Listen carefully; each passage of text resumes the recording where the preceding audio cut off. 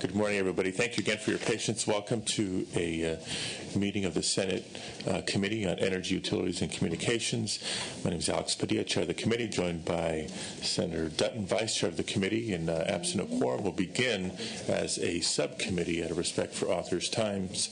A couple of announcements for housekeeping, and we'll repeat them when a couple of other members show up. But for those of you watching in the audience and maybe keeping score on some of these bills, we welcome Senator DeSaulnier as a new member of the committee in place of Senator Oropeza. Senator Cox will not be with us today. He's out due to illness. We will have a proposed consent calendar consisting of items number 2, 3, 9, and 11. Items 2 and 9 we'll consider with minor technical amendments.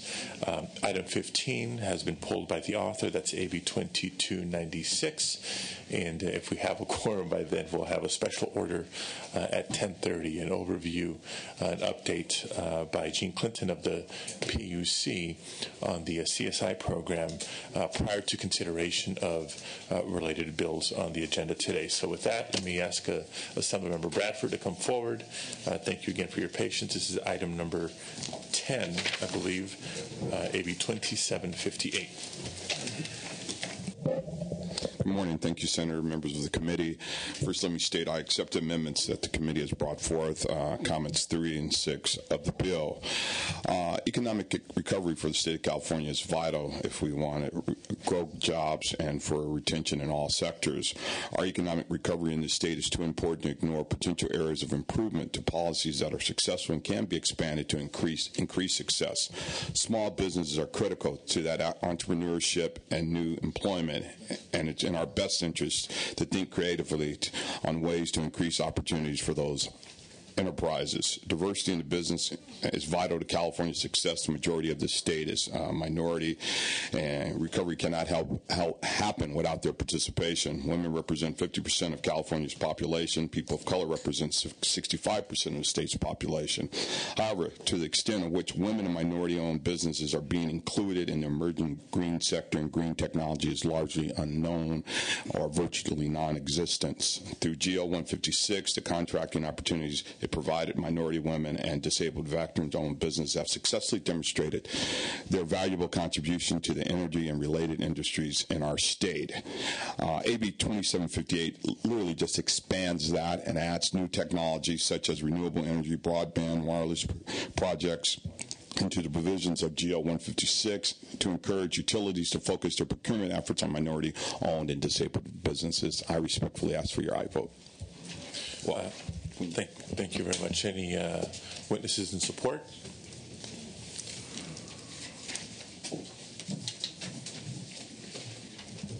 Good morning. Alicia Priego with the Public Utilities Commission. We're in support of the bill. I want to thank this author for moving this important issue forward. Thank you. Good morning. My name is Colin Miller, and I'm here with the Green Lining Institute. We're strongly in support of passage of AB 2758. We advocate for low-income communities and communities of color. We represent a coalition of over 40 minority chambers of commerce, business organizations, and community groups. We strongly support AB 2758 because collectively we minorities are California's new majority. We are depending upon the state's fastest-growing sector, the green economy, for our recovery. Currently, the most successful supplier diversity program in the nation is right here in California, with the General Order 156 of the California Public Utilities Commission. GO 156 has been a dramatic success in opening up opportunities for California's minority, women, and disabled veteran-owned businesses. AB 2758 would build on this already successful program by modernizing GO 156 to include reporting on the rapidly growing green economy. Greenlining urges your aye vote. Thank you. Thank you. Next witness, please. Lori Kammerer, representing the small and disabled veteran businesses and Small Business California in strong support. Other witnesses in support? Do we have witnesses in opposition? Seeing none. Just a quick question of the author. Thank you for taking Amendment the amendment offered in comment number 6. Under comment number 3, the suggestion was to either more clearly define rail projects or to delete that provision. So I just wanted to be clear on what your desire is, whether it's to delete the rail provision or if it's to include rail projects. Not to put words in your mouth, but I would imagine you're looking at the high-speed rail. That and just expansion of the MTA throughout LA County and those crossing projects that require facility movements in those projects as well on expansion of rail. Okay. Let's then continue to work with you on that. The jurisdiction that we have specifically pertains to safety. Exactly. So I would imagine safety projects would certainly be within that scope.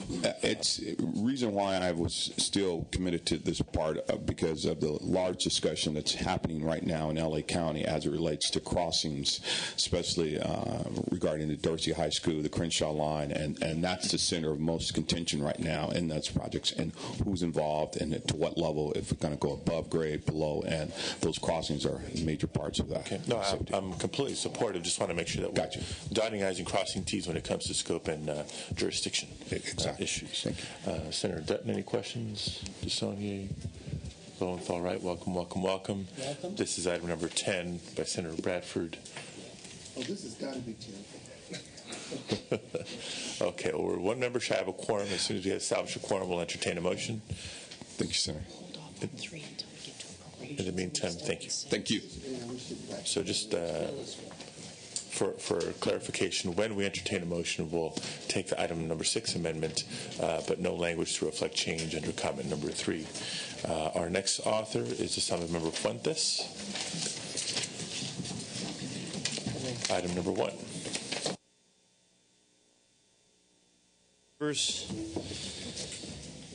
First, I would like to accept the committee's amendments described on page 3, paragraph 3 and 4.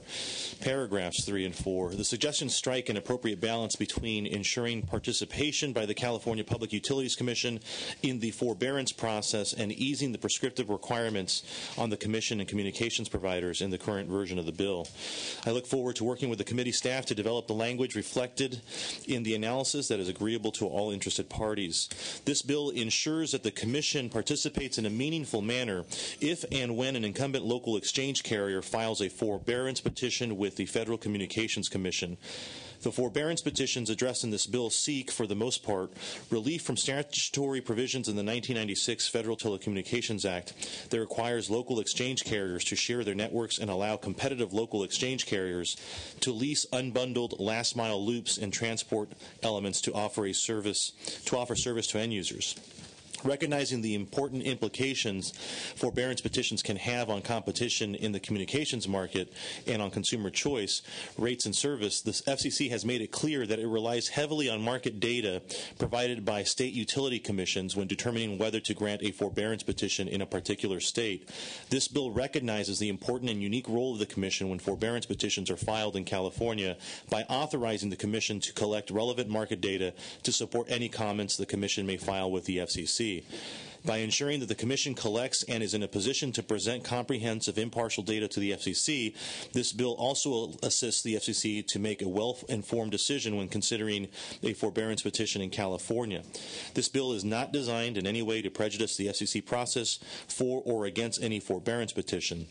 It is simply intended to ensure that California ratepayers are adequately represented at the FCC during these important proceedings. I have a few witnesses in support with me today, and I respectfully ask for your aye vote. Okay, thank you. First witness. Mr. Chairman and members, James Jack on behalf of Go ahead. CalTel, the sponsor of this measure. We want to thank Mr. Fuentes, who described the bill very well.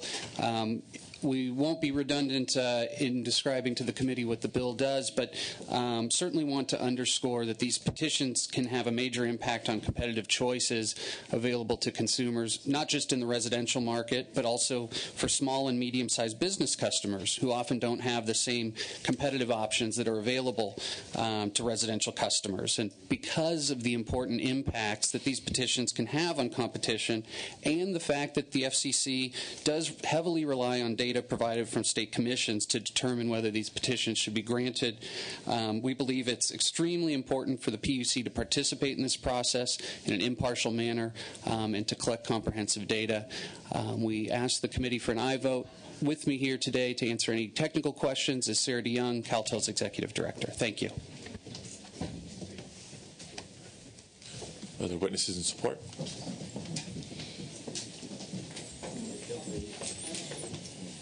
Lenny Goldberg on behalf of TURN. Since deregulation occurred, we have been always concerned about the lack of really good data about what's going on out there in the marketplace. We support this bill because it will provide significant data and data collecting.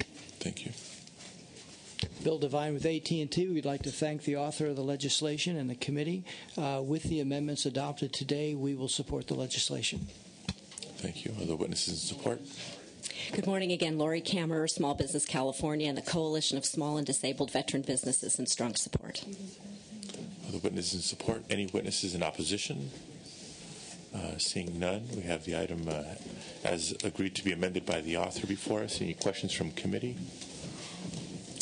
Actually, I'll move to approve. well, before we entertain a motion, let's call for a quorum. That's right. Padilla, Present. Dutton, Here. Corbett, Desaulnier, Here. Flores, Kehoe, Here. Lowenthal, Here. Semidian, Strickland, Wright. Here. Okay, a quorum is present. Mr. Dutton moves the bill as amended. Does the amended version remove the opposition from the ILEX? There wasn't any no. opposition recorded today, but I assume that it does because we haven't heard from them. We've accepted the committee's amendments on page 3, paragraphs 3 and 4. Okay. All right. Okay, let's call the roll. Padilla. Aye. Padilla, aye. Dutton. Aye. Dutton, aye. Corbett, Cox, Desaulnier. Desaulnier, aye. Flores, Kehoe, Lowenthal, Semidian, Strickland, Wright. Aye. Wright, aye. Okay, thank you. Before calling up the next author, thank you. Is there a motion on item number 10, the Senator Bradford presented a few minutes ago? Senator Wright moves that bill. Let's call the roll. To pass as amended, the amendment offered in comment number 6 of the analysis. Comment number 3 offered not a specific suggested amendment, but an area to continue to work on in appropriations.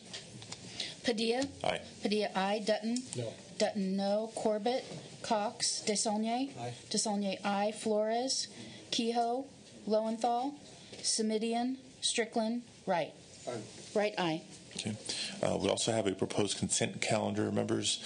Item number 2 with a technical amendment, item number 3, item 9 with a technical amendment, and item 11. If there's no objection, So moved.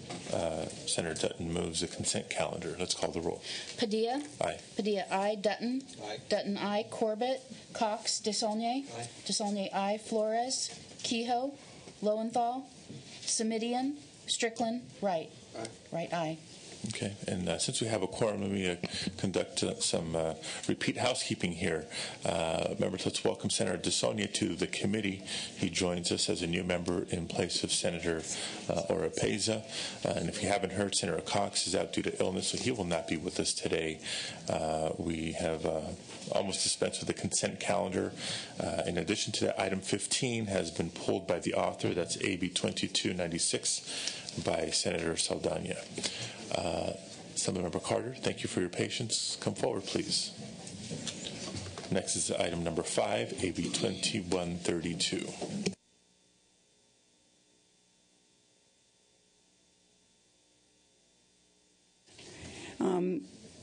AB 2132 I'm presenting today, and it frees available money from the Renewable Resources Trust Fund to immediately create jobs and energy savings that our state badly needs.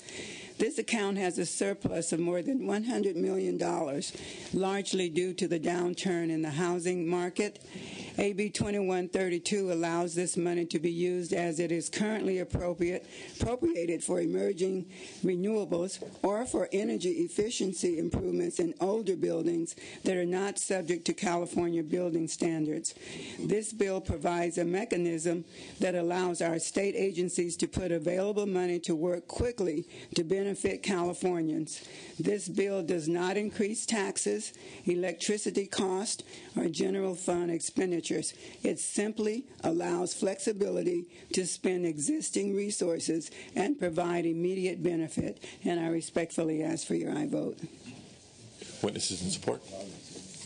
Thank you, Mr. Chair and members. Angie Way on behalf of the California Labor Federation, here in support of the measure. The bill is simple. It helps create jobs more immediately and helps promote energy efficiency. Who could say no? We'd ask for your support. Thank you. Thank you, Mr. Chair, members of the committee. Jeremy Smith here on behalf of the State Building and Construction Trades Council. First, I'd like to apologize for our late letter, but we are here in support today. Angie said it perfectly. This creates energy efficiency and creates jobs. I know the building and construction trades members that I represent are facing, in some cases, between 30 and 40% unemployment right now. Our members need some work. Taking a loan out of this fund to make some work, to do some work is just what we need. And so we support the bill. Thank you very much. Next witness. Yes, good morning. Lori Kammerer, Small Business California and Coalition of Small and Disabled Veteran Businesses. And yes, Angie said it very well. We too, on behalf of small businesses, support this bill. This is very important to small businesses, to the growth of the economy, to provide jobs, and we ask for your support. Thank you. Other witnesses in support? Any witnesses in opposition?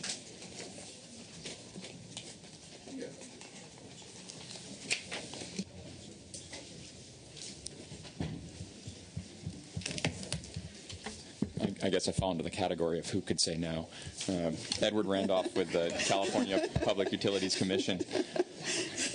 We have an opposed unless amended position on this bill. The bill raises two concerns for us. The first and foremost is taking the money that they're talking about in this bill and moving it into a separate standalone energy efficiency program. We're very concerned that that's going to be duplicative of other programs or create confusion with the energy efficiency programs that are already out there.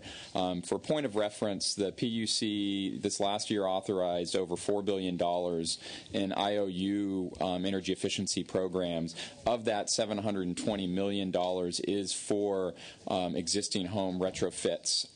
So this, as a standalone program, this bill here creating a standalone program separate from our own program, we're really afraid is going to create confusion in the market. And if there were to be transfer of money, we'd prefer that it be transferred into an existing program to augment that, not to create another program on top of ours, plus on top of the ARRA money that's being spent.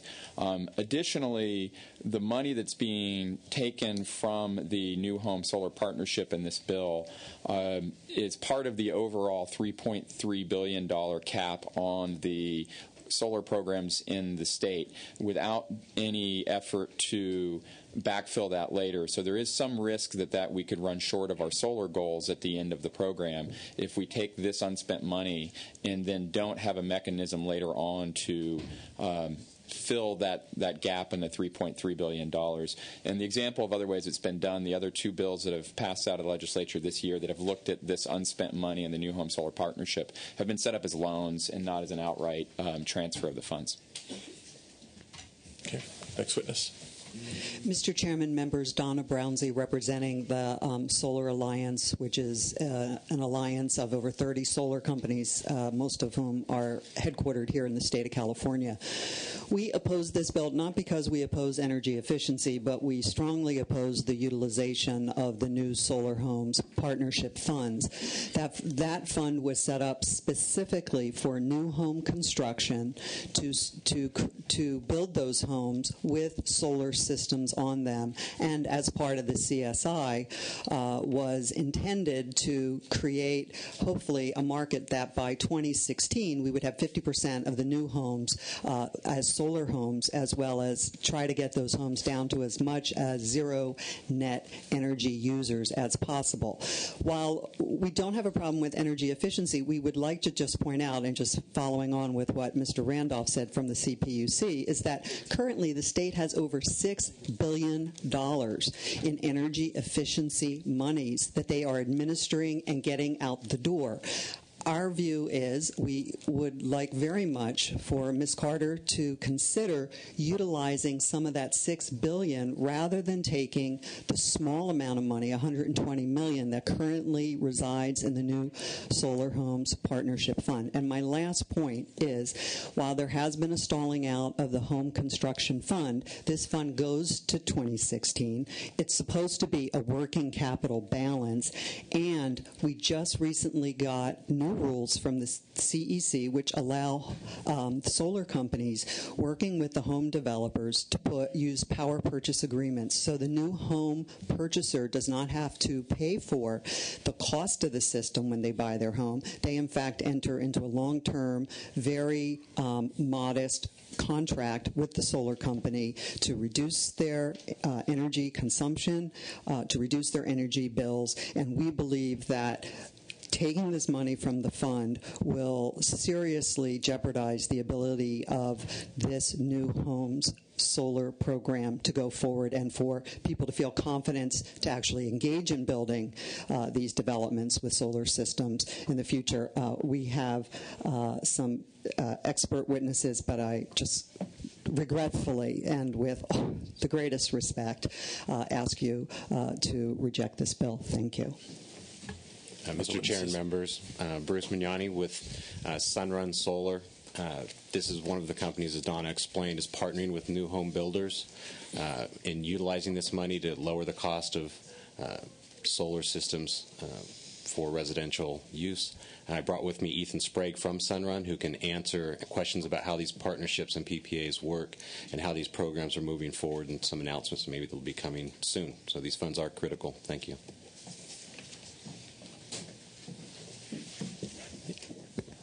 Hi, my name is Ethan Sprague. I work with Sunrun Inc. and I would answer any questions you have about recent uptick in this program and how it works. Okay, thank you. Next witness. Chris Rosa, representing Applied Materials in opposition.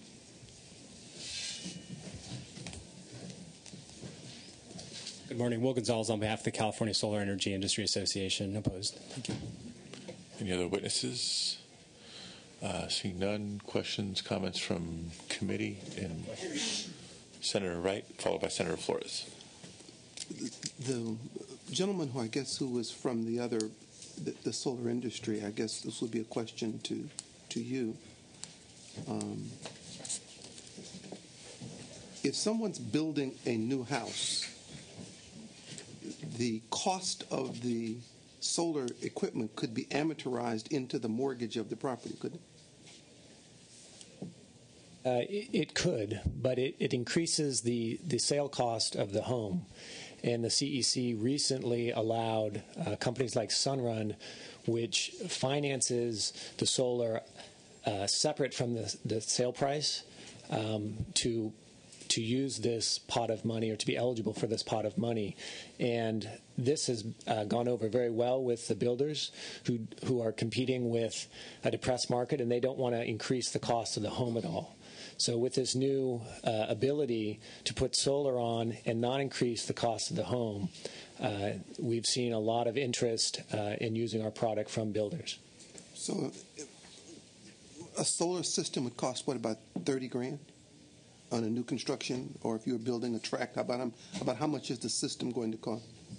That's a good anticipated cost. Okay, so if I'm buying a house for $300,000 and something, and you add $30,000 as amortized, the cost to that mortgage is, what is that, around $35, $40 a month? I haven't done the math, but the sale cost of the home would go from $330 to $360. To the extent they can keep the sale cost at $330, and here's what I'm saying. I mean, just to fast forward, now I won't go. If somebody's buying a house for $350,000, $30 or $40 a month isn't going to be the deal breaker for purchasing that home. That's just a canard that you just described. It's a nice deal if you can get it, but you're not going to avoid buying the house because of that. Conversely, what may happen in the energy efficiency program is, in Ms. Carter's bill, the person might also buy a solar panel, and that might be what she uses for energy efficiency. But on her purchase, not only would it be more expensive because it would be a retrofit solar panel, but the likelihood that the person would buy that system without the assistance is much greater because that money is coming out of their pocket as opposed to it being layered onto the mortgage. So I'm going to support the bill today because your arguments don't make sense to me. It may make sense to someone else, but $30 to $40 per month on a new construction loan isn't going to be what makes someone buy or not buy the house. And that's exactly what $30,000 would amortize to over a 30-year period. So the argument that you make about the thing doesn't matter because the mortgage would cover that cost. So we're really subsidizing $30,000, which backs into about $30 a month for new construction. And this could subsidize solar panels that would go where the consumer at that point would have to pay the whole thing. Senator Lowenthal. Yeah. Oh, I'm sorry, Senator Flores, followed by Senator Lowenthal. I guess my question has to do with who is the final decision maker in this process. It goes to the CEC. Mm-hmm. CEC. Is it prioritized for the CEC, or does it allow them the discretion to look at this among all projects? If I understand correctly, they have the discretion to look at all projects. Okay, and I would ask the opposition, is that the case? Because it's a question I asked out in the hall. I got a different answer. Thank you, Senator. It's our understanding that the energy efficiency programs, as the bill is currently drafted, would be prioritized over the new solar homes projects. And Mr. Chairman, I mean, my vote would be contingent on an answer, so I don't know if maybe consultants could. There's two divergent views on here. Maybe we can hear which view is right here. State the question, please. The question is simply, as this moves to the CEC for, if you will, a decision, I mean, this isn't the legislature saying you shall do. This is saying the CEC shall have discretion to. The question is, would this be at the top of the stack or at the bottom of the stack? Exactly, Mr. Chairman. That's it. It doesn't have to be right now. I mean, I can wait during the committee. And maybe that's a question best addressed to the Energy Commission themselves. It's actually the language of the bill. It's just part of the stack. Senator Lowenthal. Should it be based on who shows up? Senator Lowenthal. Yeah. I have a couple of questions, mostly just to understand a little bit more. If existing today, there are, besides this pot of money that we're talking about, there are other monies for retrofitting solar homes. Can you explain that? And if this bill goes through, what will that do to the existing programs? And will it, if I'm a homeowner, will I now have options to do both, or what to do solar? I'm not quite sure how this impacts already other existing formulas for retrofitting of existing structures and so on. Senator Lowenthal, in response to your question, and I may have to toss it to Ethan, my understanding is the new solar homes program was set up specifically only to provide rebates to developers and to solar companies to put solar systems in high energy efficiency new constructed homes. Right. Okay, so that's part of the CSI, $400 million total over 10 years. Okay, separate. Currently, the state has over $6 billion in various energy efficiency pots of money, which they are now administering and getting out the door for the very kinds of programs that Ms. Carter is seeking to establish in this fund. I think what motivated her was she saw this money in the New Solar Homes Fund as money that could be utilized. What we're trying to communicate is that money is intended to be working capital for new homes construction, because there's not money for that today, specifically for solar systems in high energy homes, versus all of the different energy efficiency programs that are currently funded either through the CPUC collecting money and rolling it into account, or the state received over $3 billion in federal ARA dollars, which they're now getting out the door, and we also received almost $200 million in weatherization. So our suggestion was that for her program to align itself with the existing energy efficiency programs, because it's more similar to those programs, it's more likely that money then would get out the door, and as Mr. Randolph stated, would not be confusing to the people applying for that money.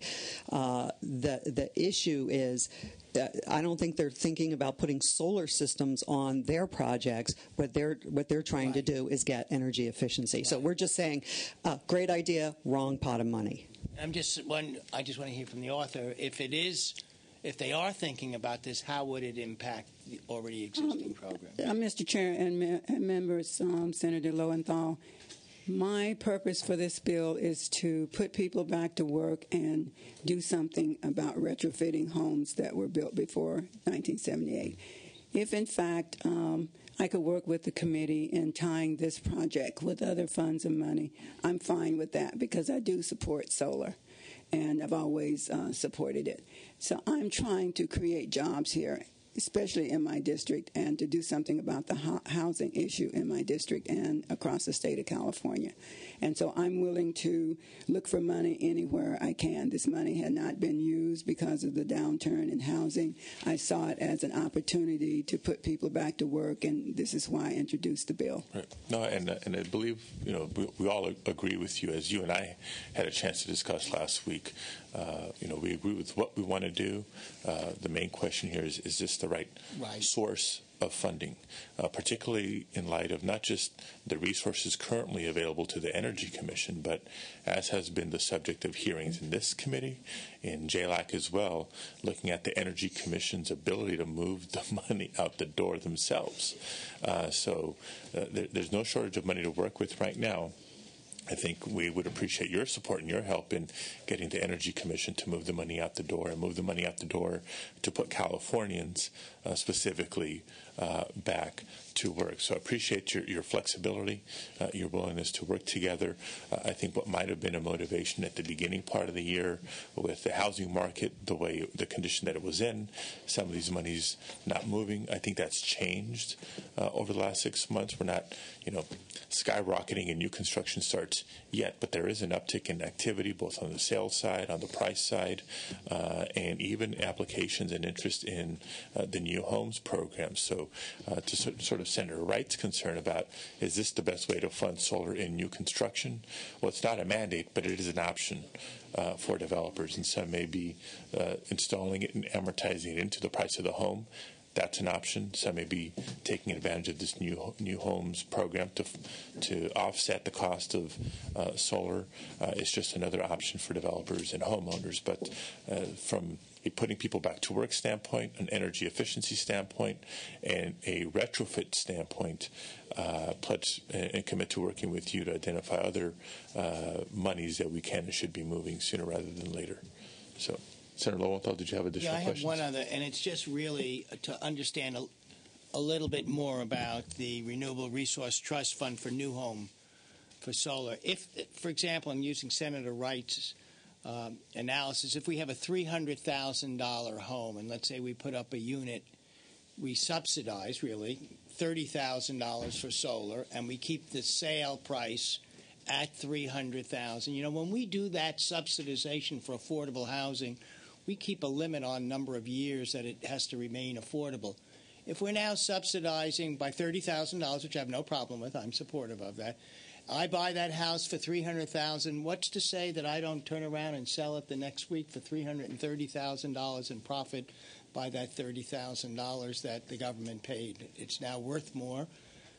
It's been subsidized. It's now $30,000 over market. Somebody's maybe can't because all those other homes are being sold for less money if it's in a development, and I understand that. But is there any thought that once state monies are into these new construction that people can't just turn around and sell them and profit by that? That's the way you're conceiving the program isn't exactly how it works. The state doesn't subsidize the full $30,000. It gives a rebate per watt, which is higher than the current CSI rebate, the standard program for existing homes. So there's a $2.60 per watt rebate that's available right now. The builder is the one who has to decide if they want to put solar on the home, and they would actually have to sell that home not for $300,000, but they would have to sell it for, say, $322,000. They would have gotten maybe $8,000 of subsidy. They would have also had to put in additional measures to increase the energy efficiency of that home in order to qualify for that higher rebate rate. So the program was designed to incent the builders to incorporate these features into the program. If you take the rebate money out and you signal to them that it's not going to be there, you may risk losing the energy efficiency portion as well as the solar portion on those new homes. Mr. Chair, may I have Ryan McCarty respond to that? Pardon me. Ryan McCarthy. I'm a CCST Science Fellow in Assemblymember Carter's office. I wanted to comment first on Senator Flores's question. There is no prioritization in the bill. It just redefines the emerging renewables account to be able to go towards the existing projects or energy efficiency in existing homes. Presumably, with the new Solar Homes Partnership Program already an existing primary focus of that account that would continue to be funded, this really just provides another avenue for the CEC to spend this money and put people to work and provide some ratepayer benefit immediately. As for the one other comment, I guess there's some concern about the money. We're not looking to create a new program. If it's helpful to tie this directly to AB 758 last year, which deals with energy efficiency retrofits in the existing home, I think that's something that might make sense. Again, we just wanted to provide flexibility to the Energy Commission to really put money to work now. Can't really comment on the financing of solar and how that works with sales to the next owner, but wanted to clarify that issue. No, I appreciate that, and I think the analysis is a good job of pointing out, not defending here, but the bureaucratic obstacles involved too in terms of moving this money in this way as you're proposing. AB 758 from last year, still not up and running. You have a one-year time limitation in the bill already, so the concern is we make this effective, and can the department or the commission turn it around in time to make this a meaningful change?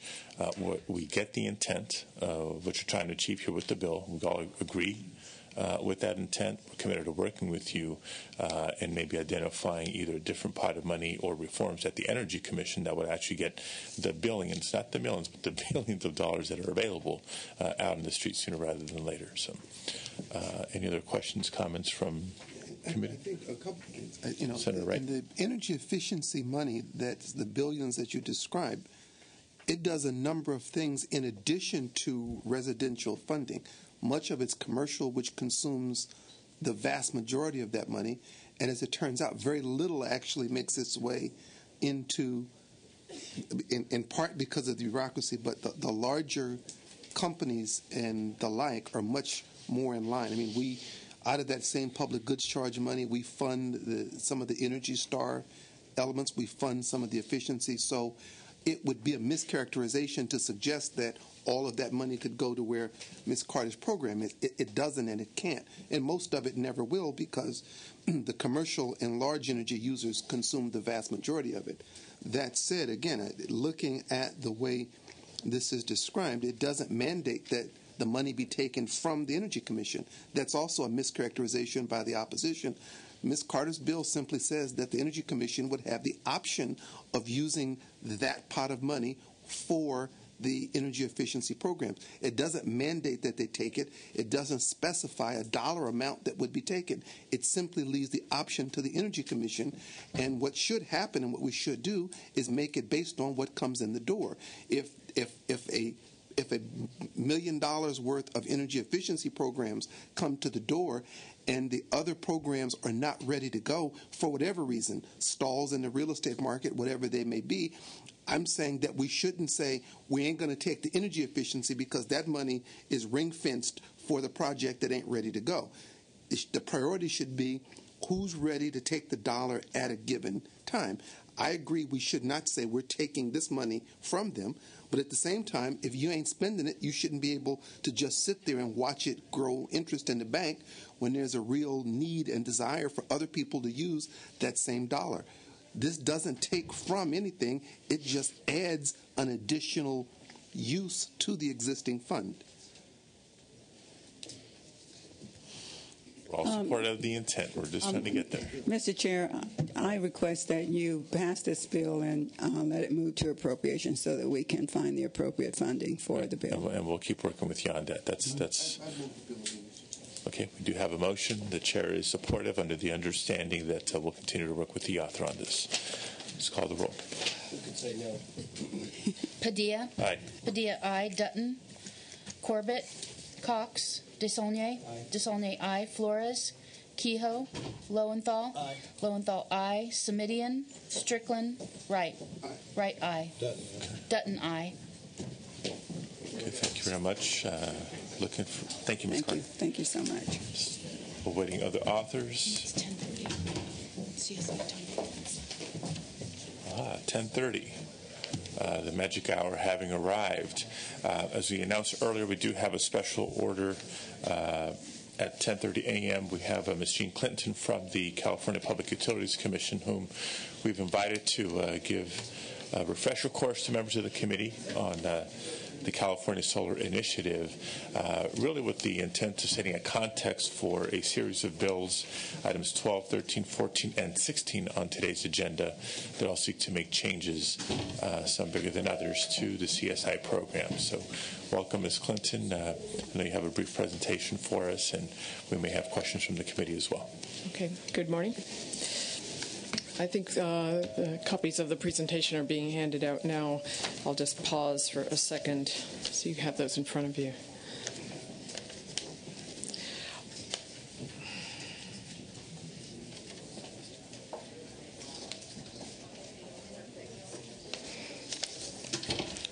There's more information in the packet than I will take the time to present this morning, so I'll go through this rather quickly.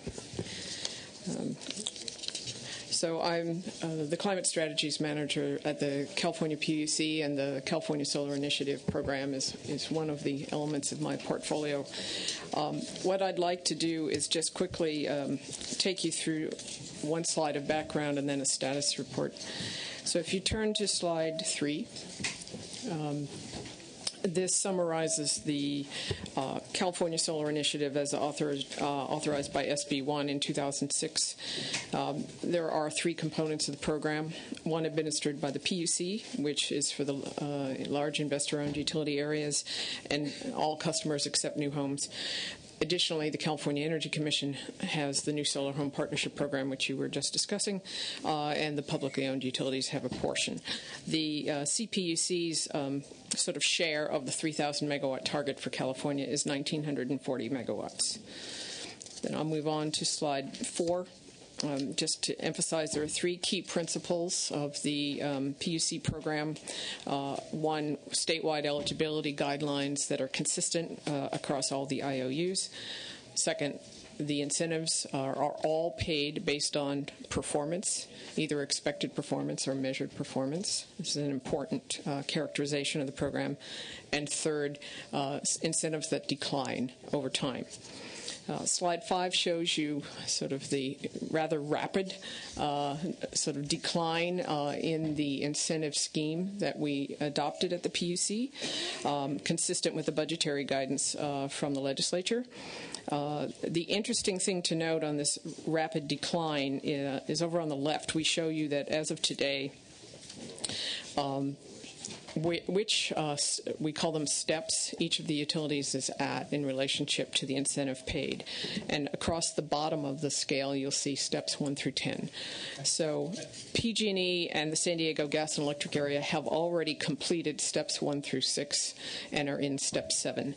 That means that they are, for commercial and residential customers, the rebate is now less than $1 per watt, which is a dramatic decline from where we started. And and Southern California Edison is slightly behind at step 6 with a non-residential market and step 4 with the residential market. These steps are dictated by volume. The incentive declines automatically as installations are made. I'll skip now to slide 10. You're probably interested in how far along we are with installations. Slide 10 is showing the total installed solar capacity in the investor-owned utility areas. This comes not, as you see, it starts in 1993, so obviously some of this predates the California Solar Initiative. Through 2005, we had prior programs administered by the Energy Commission and the Self-Generation Incentive Program. The important thing to note is on the far right column, you'll see under 2009, 541 megawatts is the total amount of installed PV capacity today in the investor-owned utility areas as of the end of 2009. Skipping forward to slide 12. This is for the CSI program alone, the program that was adopted in 2006 under SB1.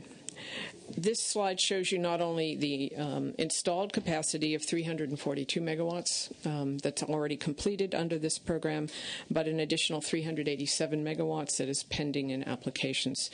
All told, we have 729 megawatts of solar PV either installed or pending under the CSI program that the PUC oversees. You'll remember that I told you at the beginning that our target was 1,940 megawatts over 10 years. So 3.5 years into the program, we have installations or pending projects for 729 megawatts, which is 40% of the 10-year goal, and we're just 3.5 years into the program.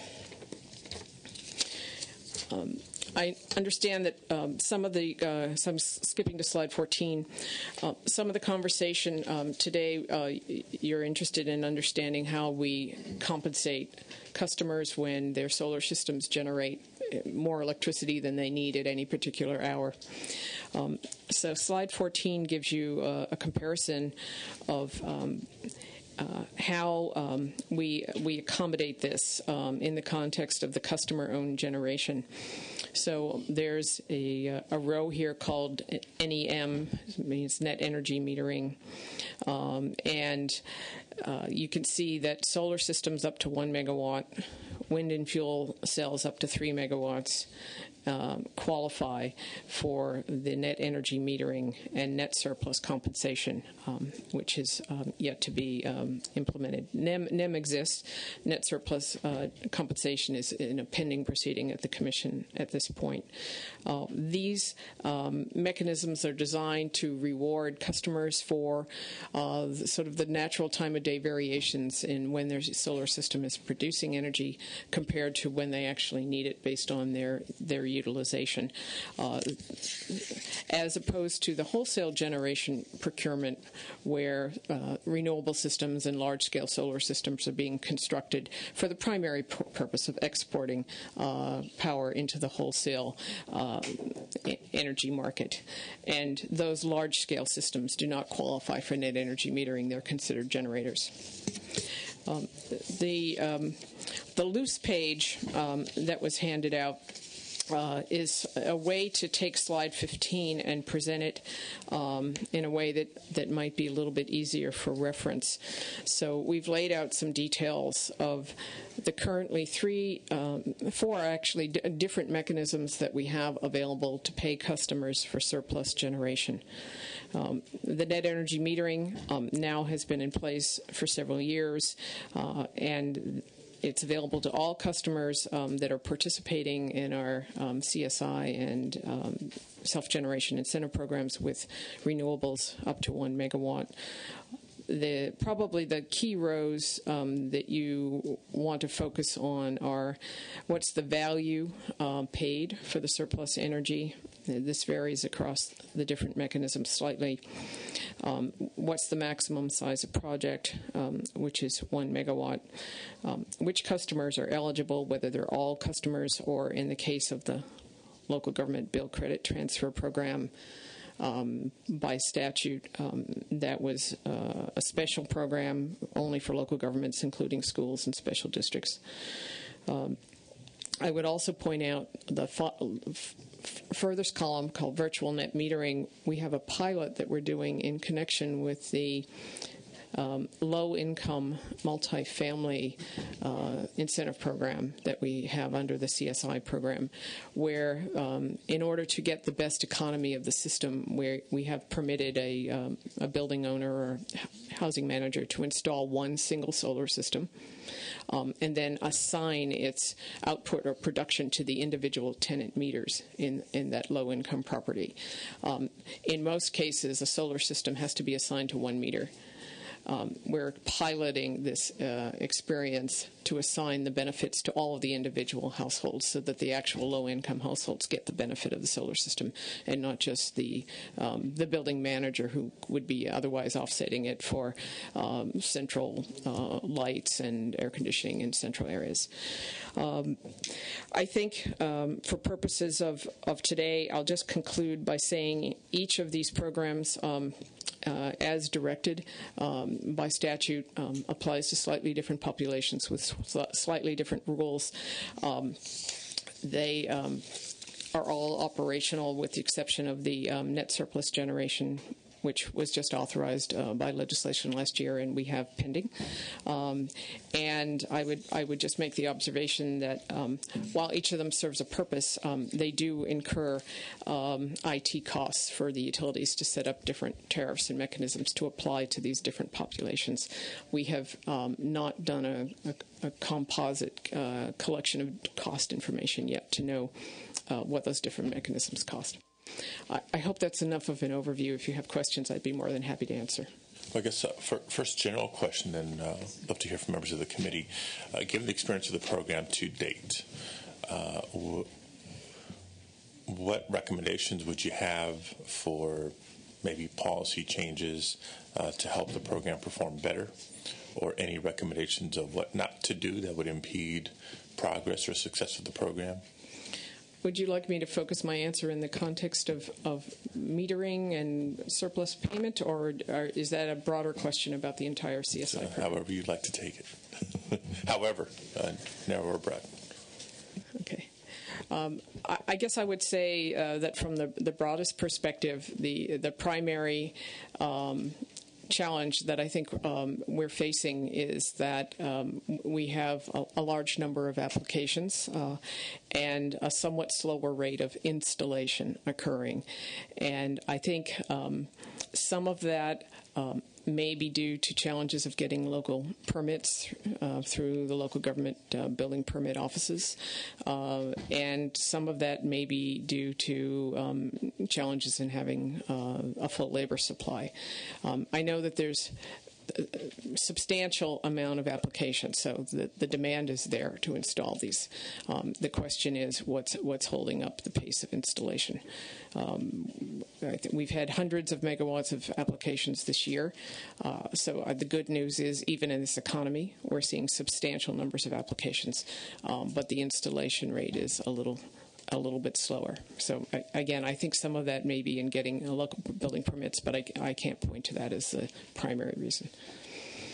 No, I think it's important to establish that. I'd love to explore ideas with you on how to maybe streamline or facilitate the local government permit process. I can't imagine the labor supply is a big challenge given the level of unemployment in the state of California. But I think the large number of applications that you speak of certainly is a reflection of the demand of the program. And so as there's a number of bills on our agenda today after this presentation, part of the policy question this committee has to ask itself is, given the demand of the program that we see today, do we or do we not amend the rules or amend the program in a way as suggested by the authors that will be before us? Is it necessary? Is it helpful in advancing the goals that were set up when the program was first initiated, or not? So just wanted to get that as a baseline before we have those conversations. So if I were to give you my inside perspective from the PC, given the small handful of staff that we have able to work on this program, I would say that if the staff were free to stop adding any more whistles and bells to the program and could instead focus attention on sort of working closely with the utility program managers to focus on streamlining the processing and doing some of the sort of market facilitation, by which I mean working with the industry to work on streamlining going from sales to installation. I think we would love to be spending our attention on that. We have a number of regulatory responsibilities that we're carrying out. I would say that many of these whistles and bells on different forms of incentives and mechanisms to pay surplus generation, while all well-intended, do demand staff time and detract from the ability to sort of push on the market facilitation side. Okay. Is there internal discussion or maybe even public recommendations on how to best leverage CSI with federal opportunities, whether it's subsidies, grants, Recovery Act dollars, otherwise? I think the primary connection that we see is with the PACE financing programs, which will attach the financing of the solar systems to the property. Those are initiated by local governments. The Energy Commission has used our seed money to sponsor a number of those projects.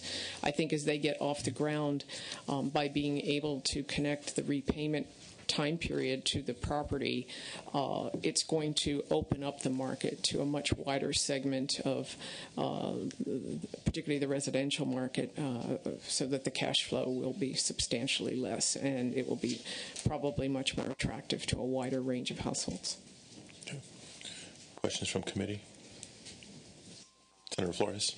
I just have maybe an offbeat question in terms of the solar program. When we passed SB 1, we had the surcharge, and I guess my question is, does this mean that folks have to, or are they taking advantage of the rebate program, the surcharge that somehow puts solar on roofs? I mean, how does that fit into your current program? And how do you do that when you have an apartment or other types of, more dense types of area? How do you achieve that? You're referring to how would say in a dense urban area take advantage of the solar incentive program? Sure. Yeah. So if I take multifamily properties as an example, if they're market rate housing, the mechanism that we have now is that the owner or manager can put a solar system on the property, and the solar production offsets all the common uses in that building, and it flows to the meter that registers the amount of electricity used by the building. So that would be for lights, for air conditioning, for garage ventilation, for elevators. If they have pools, it would affect pool pumps and things like that. Whatever the common areas of the building are. It does not get credited to the individual apartments themselves unless the solar system is installed in such a way that it has the ability to send electricity to each individual meter, which quite frankly is typically costly unless we can get some breakthroughs in the metering technology. As I explained, we have a pilot now with the multifamily properties where we wanted to see if we could use this concept of virtual net metering to sort of back in at the utility sort of billing office, sort of manually assign the production of those solar systems to the individual tenant meters. And how would that differ then, let's say that one of the bills we have up today deals with solar shares. It's a model that allows for the utility to, in essence, create one facility of which people can opt into in order to bring those types of shares or those types of positive solar participation to them, maybe not able to put it on their roof, an apartment complex or whatnot. How does that differ than what you just mentioned for multifamily housing? Well, I think that would be it would be a variation on the example that I have for the local government exception, where one local government can have a renewable facility and designate that if it can't use all of the renewable energy produced at that site, it can designate other accounts in other locations where some of that production would be credited. And how would the PUC feel about that type of model, that the solar shares type of model? I think, as I said earlier, they all have, all of these different mechanisms serve a purpose. And in an ideal world, it would be great if we only had one such mechanism and not 4 or 5 or 6.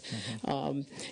So I think to the extent that you were to direct us to develop a single mechanism that would somehow allow all of these different arrangements to, get their fair shake, depending upon what makes sense, depending on ownership and the costs and that sort of thing, that would be preferable to having to go through proceedings to create all these one-of mechanisms that apply to this niche market or that niche market, and then get the utilities to reprogram their billing systems to handle all those variations. So I think we would prefer direction to figure out something that would work more like a postage stamp solution that could apply in different situations. Okay, thank you. Any questions, Senator Dutton? Okay. Any closing comments? All right. Final words of advice, wisdom. Keep it simple, and we'd be happy to accommodate. Okay, thank you very much. Let's proceed then back to the bills under the special order. I see Assembly Member Blakesley in the front row. This is AB 51, item number 12.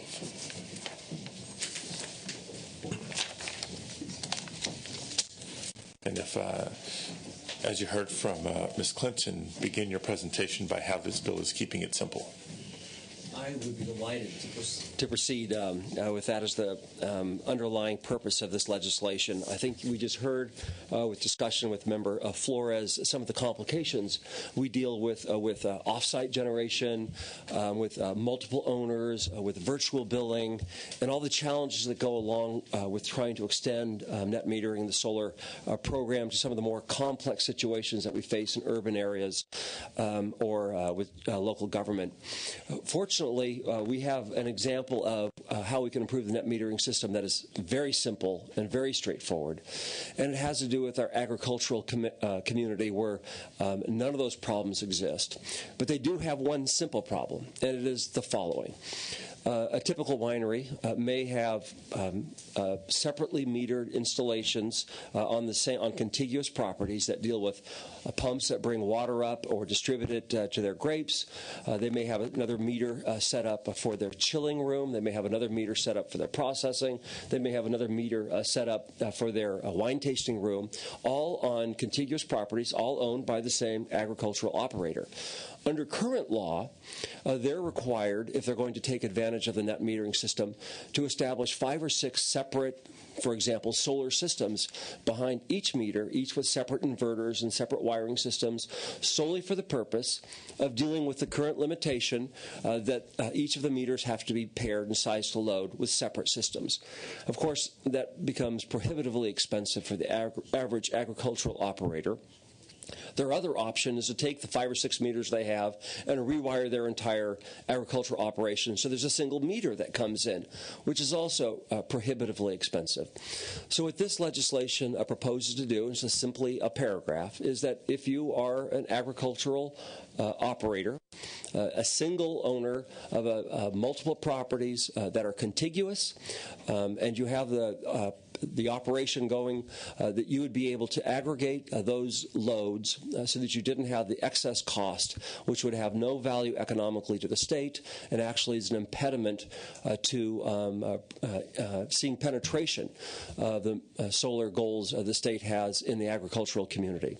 Let me hasten to add what this legislation is not. It does not include increase the cap beyond the current 5% net metering that is currently established in law, so it creates no new cost pressure there. It does not increase the size of the system cap for each facility. So the 1 megawatt cap that currently is required is not changed. And it does not change the size to load requirements. So in no way does this expand the net metering. What it does is it expands the agricultural community's ability to utilize an existing program and overcome some unintended consequences of having multiple meters for the same owner and the same operator on contiguous properties. And in answer to your question, it simplifies things. So this bill would apply only to wineries? Did I get your presentation correct? Or only agricultural users? Agricultural users, the language of the bill. Let me get my glasses. And, well, I do have a couple of other questions. Let's hear from witnesses first. Witnesses in support. Good morning. Tim Schmelzer, representing Wine Institute. We represent approximately 1,100 wineries and associated businesses throughout California. We're the sponsors of this legislation. I think Assemblymember Blakesley described it very well. It is very common for our members to have multiple buildings all separately metered throughout their property. This bill would allow us to size to load at one metered point as opposed to the extremely costly method of either having to put a separate solar system at every separate metered point or try to run wires behind the meter for that purposes. Therefore, we think this will put us on equal footing with other types of businesses with regard to the ability to take advantage of the current net energy metering program and therefore expand the use of that program within our industry and the penetration of solar within the wine industry. Also wanted to add, you may or may not be familiar with the sustainability program that the Wine Institute is a sponsor of. We encourage our members to both take advantage of energy efficiency and renewable energy generation opportunities, and we feel that this bill would greatly assist our members in being able to meet the goals of that program. We ask for your aye vote today. Thank you very much. Thank you. Next witness.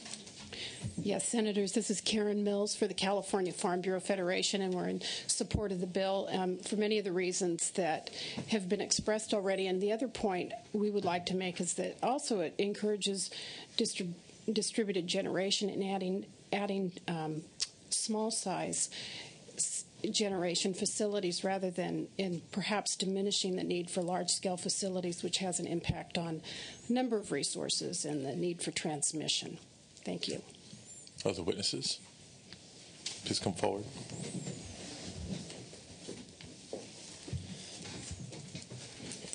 Juliet Anthony with Californians for Renewable Energy.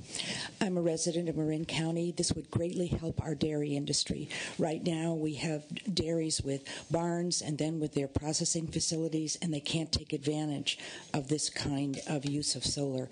And it has restricted the installation of solar in Marin County for these dairies. So I'm greatly in favor of this. Thank you. Mr. Chairman, Bernadette Del Chiaro with Environment California, also in support. In my mind, this bill fits in with the original concept of SB1 in that it's a single-user, on-site owned solar, and it actually fits in with other ideas that people have tried to accomplish. And it sounds like the PUC is rolling out a pilot program on aggregating, one single meter or one single solar installation for multiple meters on one property. It's a similar concept, but even simpler than that, in that there's just one customer at the end of the line. Also, this could we've been talking about wine industry, but I could see this being applied to other farms and other agriculture users that currently use diesel generators as pumps for water, and this could help air pollution, especially in the Central Valley. Thank you. Thank you. Mr. Chairman, members, Donna Brownsey with the Solar Alliance, also in support. Okay. Other witnesses? Any witnesses in opposition?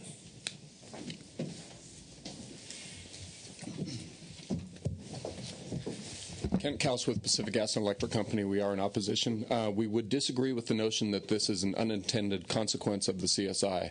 The CSI California Solar Initiative was intended to have installations on site, not relying on the transmission or, in this case, distribution network to get the power from point A to point B. What this bill does, it creates a cost shift, because if you're going to generate at point A, consume it at point B, you have to get it from one point to the other somehow. You're going to be on the transmission or distribution network.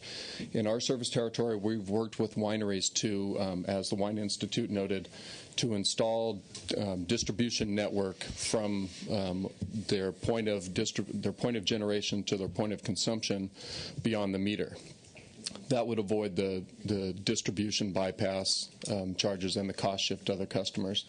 We'd also point to a number of other programs where the legislature has considered this idea for UC Davis, City and County of San Francisco, City of Dinuba, BART, city government, local government entities. All of those entities are allowed to generate at a site that's different than their consumption point, but they all have to pay the T&D charges associated with that service.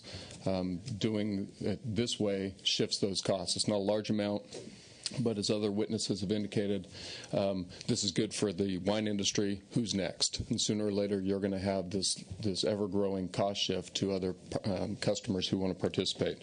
One other thing that we'd suggest is looking at the feed-in tariff model that allows these customers to generate and then enter into an arrangement where they get paid not only the generation value, but the renewable value and the time of delivery value of that power. Those programs are available today and don't shift costs to non-participating customers that don't have the financial wherewithal to participate themselves. Thank you. Mr. Chairman and members, Randy Chin from Southern California Edison. We oppose the bill for the same reason. We're concerned about the cost shift. The net metering program provides an additional subsidy to solar customers, and by expanding this program, we expand the cost shift. As you know, the California Solar Initiative was created in 2006 to be an on-premises way to offset your usage. And since its inception in 2006, the law has continually been expanded in ways. So, for example, 2 years ago, there was a bill by Mr. Laird, Assemblymember Laird, to allow it to be beyond the customer premises, but onto adjacent to other properties. And now this bill to expand it further. At least with the Laird bill, the cost shift was limited to just the generation component. This bill calls for full retail net metering, and so we're concerned that will be a big cost shift. And as the witness from PG&E said, it's agriculture now. Next time it'll be commercial. Next time it'll be industrial. Pretty soon, everybody will be eligible for this net metering, and we're concerned about the cost shift to those who choose not to buy solar systems. Thank you. Mr. Chair, members, Cindy Howell with San Diego Gas and Electric, and we are also opposed to the bill for reasons already stated, so thank you. Good morning. Edward Randolph with the California Public Utilities Commission. We have an opposed unless amended position on this bill. We have two concerns. One, and it may just be a simple drafting issue with the bill. The bill as it reads now would allow the solar customers to participate in the AB 920 program. That's a program created by AB 920 last year by Assemblymember Huffman that allows excess generation to be sold back to the utility at a rate somewhat lower than the net energy metering rate. We're concerned that this bill with the aggregate net metering, it would create an incentive for solar customers to dramatically oversize their systems here and take advantage of the 920 program. So we're asking that the bill be amended to clarify that for the aggregate net metering, it does not, they cannot take advantage of the AB 920 program. I'm not sure if that was the intent of the author or not. The way the bill's drafted is unclear. The other issue gets back to a point that Ms. Clinton had made, that with the increasing number of one-off programs, we would like to clear ability in the direction to go back and take a look at all of these programs and come back to the legislature in a year or 18 months with some recommendations on how to consolidate all these programs into something that works well for everybody, if not perfect for everybody. And so we'd ask that this bill, and we have the same requests in other bills, that there be some amendments to direct us to take a look at the broader range of programs and come back with some recommendations. Other witnesses in opposition? Seeing none, let me ask the author to respond to Thank you. a series of for the opportunity. First, with respect to the comments made by the CPUC, we appreciate his question or concern about ambiguity regarding AB 920. We have and I think we've communicated this, but we'll be happy to capture it in language. No intention of participating in the AB 920 program, which allows for compensation for excess or surplus electricity at the end of a 12-month period, which, as Mr. Randolph noted, can be compensated at a less than net metering rate, but higher than zero, the MPR rate. We are not seeking that remuneration, compensation, or motivation to go down the road of excess generation. So we're happy to make that language clear, and I think the committee noted that as a concern or a question, so I'd be happy to take that amendment. Again, we are not changing the size to load requirement, so we do not believe this represents a system that would ultimately create increased pressure on buying back electricity that's not needed, because with the size to load requirement, there's not going to be that quantity of excess electricity. In speaking to the utilities' concern about net metering, I think those are the same concerns they had about the net metering program in general, so it's not specific to this bill. But let me just speak to the degree to which it is relevant to this bill. You heard one of the witnesses talk about the cost of transmission and distribution, otherwise known as wheeling electricity to different places in the state or different locations. And I think, of course, that's a legitimate conversation. We're talking about distance of any significance, but we're literally talking about on the same property. The wheeling costs of moving from the backyard to the front yard is probably not sufficiently great, and is probably is of such a de minimis nature. This is not an impact to ratepayers as much as it is a concern about the slippery slope, which many of the witnesses spoke to. So if we're trying to talk about how to make the system work reasonably without creating new costs, making sure agriculture is fully embracing our renewable goals, this is the legislation to do it. If there's a goal to change the legislation that currently deals with net metering or wheeling, I would suggest that's a perfectly worthy discussion, but this is not advancing or pushing forward the boundaries of wheeling, because it is on the same piece of property. It is contiguous properties operated by the same owner. Questions from committee? Comments from committee? We have a motion. Senator Kehoe? Just a comment, and I didn't hear all of the discussion, but I do think the PUC's comments and I would urge the committee and the chairman to move towards this. We need a orderly policy on net metering for the state, and we're not there yet. And I think that, in part, getting some recommendations from the PUC would be a way to move toward that. And I think it's critical to developing a sort of level playing field rather than bill after bill that has a different approach on net metering depending on, who the owner of the generation is, et cetera. So. Although, everyone has a stake in this, and we need to have a balanced approach, I think the bill-by-bill approach is not orderly and is forcing us to come up with different rates and rules for in very small situations when we should be looking at it statewide. Couldn't agree more. Yeah. Other questions, comments from committee? We do have a motion. As amended with an AB 920 clarification? As to be amended in appropriations with that clarification only, because we don't have the specific language in front of us.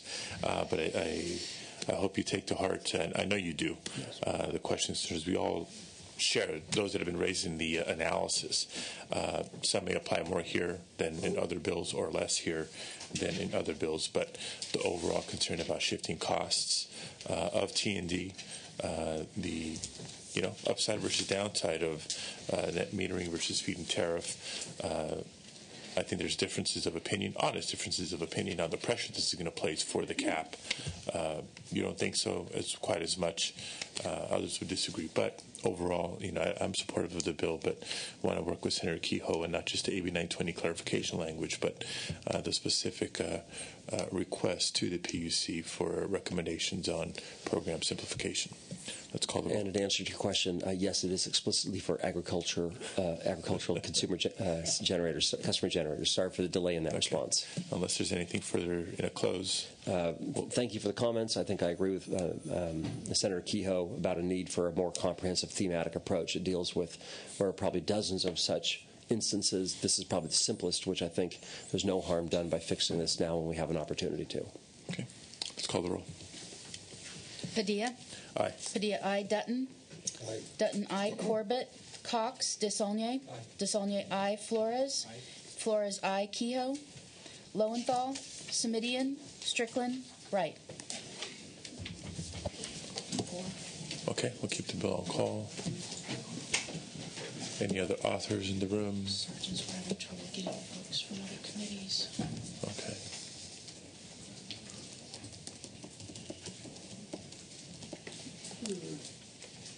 Not a good time.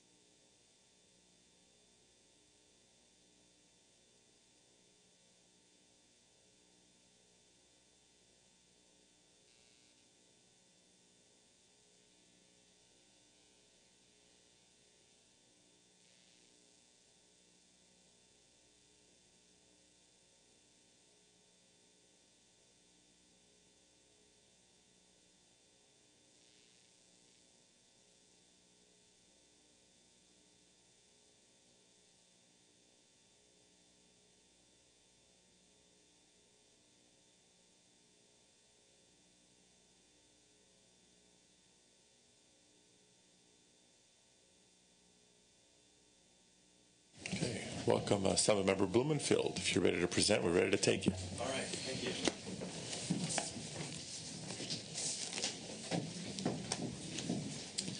Thank you, Mr. Chair, members. Today I'm here on behalf of my bill, AB 2724. It concerns solar state buildings. State government is a large consumer of energy, using more than 1.3 billion kilowatt hours of electricity per year at facilities under the control of 33 different departments and agencies. While these state agencies are under mandate to reduce greenhouse gases and reduce their reliance on the power grid by 20% by the year 2020, they just don't have the resources to accomplish that at this point in time. This bill would provide a way for state agencies to ramp up the solar generation and meet energy reduction targets at no cost to the general fund. It's a key point, no cost to the general fund. How does it do it? Specifically, three different ways. One, increasing the solar energy incentives available for state renewable energy projects of between 1 and 5 megawatts. It would limit these CSI subsidies for the larger projects whose electricity would be used on-site only. And two, stating a policy directive that electricity fed into the power grid through feed-in tariffs should count toward electricity conservation targets. According to DGS, Department of General Services, state prisons alone could contribute more than 120 megawatts of solar PV systems toward achieving state energy reduction goals. But DGS notes that solar companies at this point are just not willing to expand the public-private partnerships for larger solar installations because the CSI, California Solar Initiative, now limits available subsidies to only 1 megawatt. There's notable public benefit in this proposal. There's several of them. The state would be able to increase its use of clean, renewable energy to achieve its targets. Ratepayers, who are also taxpayers, would benefit from the state lowering its electricity bills, and state government, as a ratepayer, would be able to recapture some of the $10 million paid annually into the CSI and other public benefit programs. DGS has identified 26 megawatts total for possible installation on state-controlled lands, and the increased CSI incentives would be in the estimated range of only about $24 million. DGS projects state savings could save us as a state typically $20 million over a 20-year purchase agreement for these 26 megawatts of identified power. The bill keeps up with our stated goals of the CSI program to install 3,000 megawatts of solar generation, to establish a self-sufficient solar industry with solar energy systems becoming a viable mainstream option for both homes and businesses within 10 years. And at this time, I also want to offer author's amendments and the technical amendments referenced on page 4 of the analysis. Basically, it strikes lines 17 through 22 on page 4 to allow the state to accept incentives if the CPUC adopts in future FIT incentives, and it fixes the definition of a state agency. In these times of state budget deficits, we need to create opportunities that allow us to meet our state renewable energy goals and greenhouse reduction targets without a financial burden. And with that, I respectfully ask for your support of this bill. So the item shall be before us as amended to reflect the amendments in the analysis. Questions, comments from committee? Seeing none, let me just ask you, well, before we bring up witnesses, somebody from DGS here? Melanie Perrin, Department of General Services. Okay, well, I'll let you testify, and then maybe in your testimony address the comment on page 3 of the analysis that the resistance or reluctance from folks to bid on larger projects is more an anecdotal observation as opposed to the result of actual attempts by DGS to achieve this. That is correct. In our conversations with the solar industry, which we have several because we've already done several projects with the solar industry accomplishing these power purchase agreements over the past couple of years, we have gotten indications from the solar industry that they would not be willing to go above the 1 megawatt limit unless the CSI was expanded for this program. So based on that information, we did not seek a bid out to go higher than that at that time. Okay. Let's go ahead and take witnesses now. Witnesses in support. Witnesses in support. Witnesses in opposition.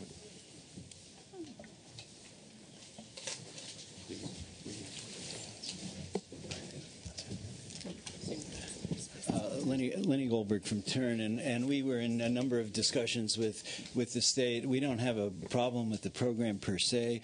We have a problem with one feature of expanding the CSI program, and that has to do with the renewable energy credit. I truly believe that people are not aware that 3,000 megawatts of solar will be built in the state without any RPS credit for the state of California unless additional payments are made. In this case, and this is an amendment was taken on our behalf in the Assembly Utilities Committee.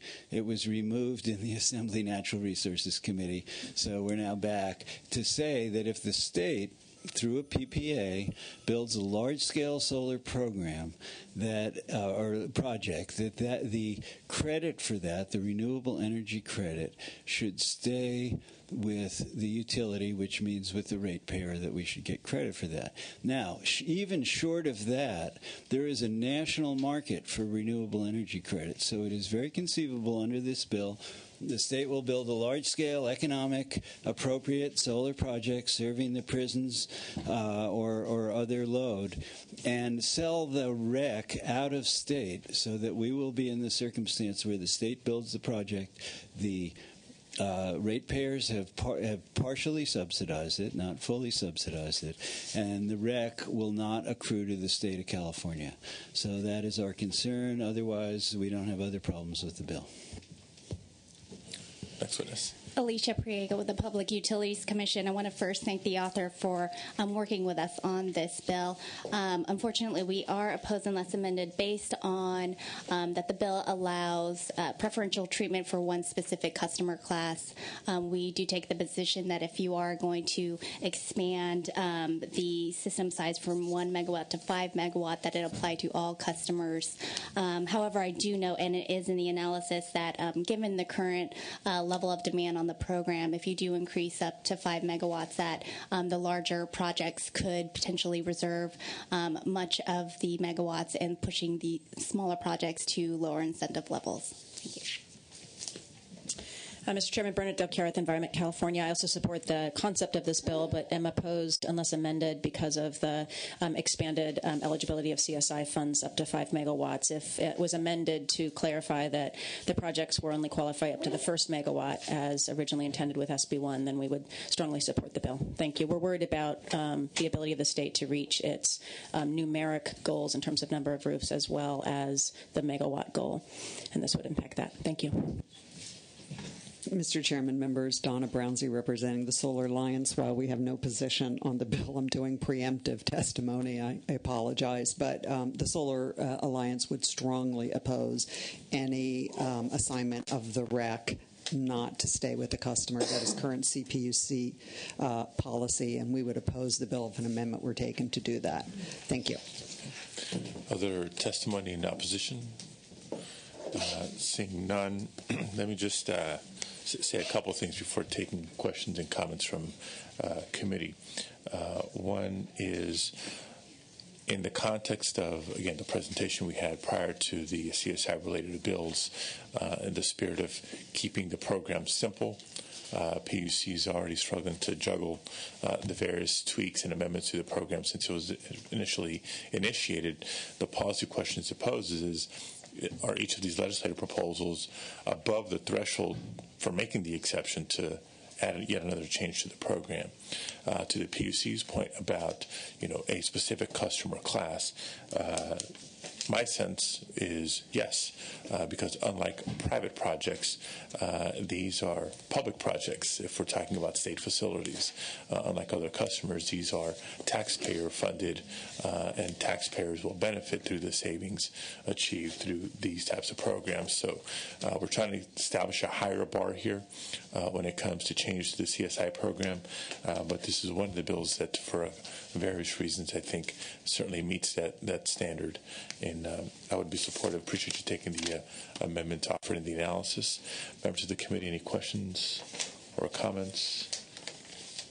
Seeing none, Chair will entertain a motion. Move the bill. Senator Strickland moves the bill. Let's call anything in closing. I think you stated it very well, and that's the point of this, is that the state is a different class, and this is a public project, and with that, I respectfully ask for your aye vote. Okay. Let's call the roll. Padilla? Aye. Padilla, aye. Dutton? Aye. Dutton, aye. Corbett? Cox? Desaulniers? Flores? Flores, aye. Kehoe? Lowenthal? Semidian? Strickland? Aye. Strickland, aye. Wright. Okay. The bill's on call. Thank you. Thank you very much. Any additional authors in the audience?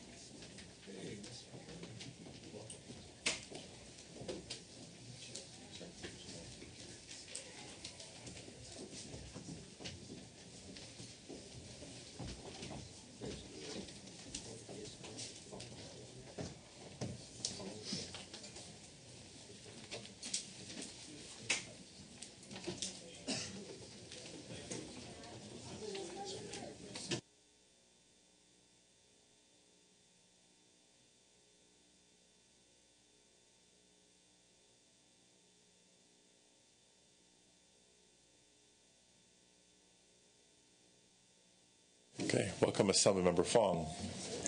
If you're ready to present, we're ready to take you. And I know you have a couple of bills on our agenda today. Let's start with AB 1947, your solar energy bill.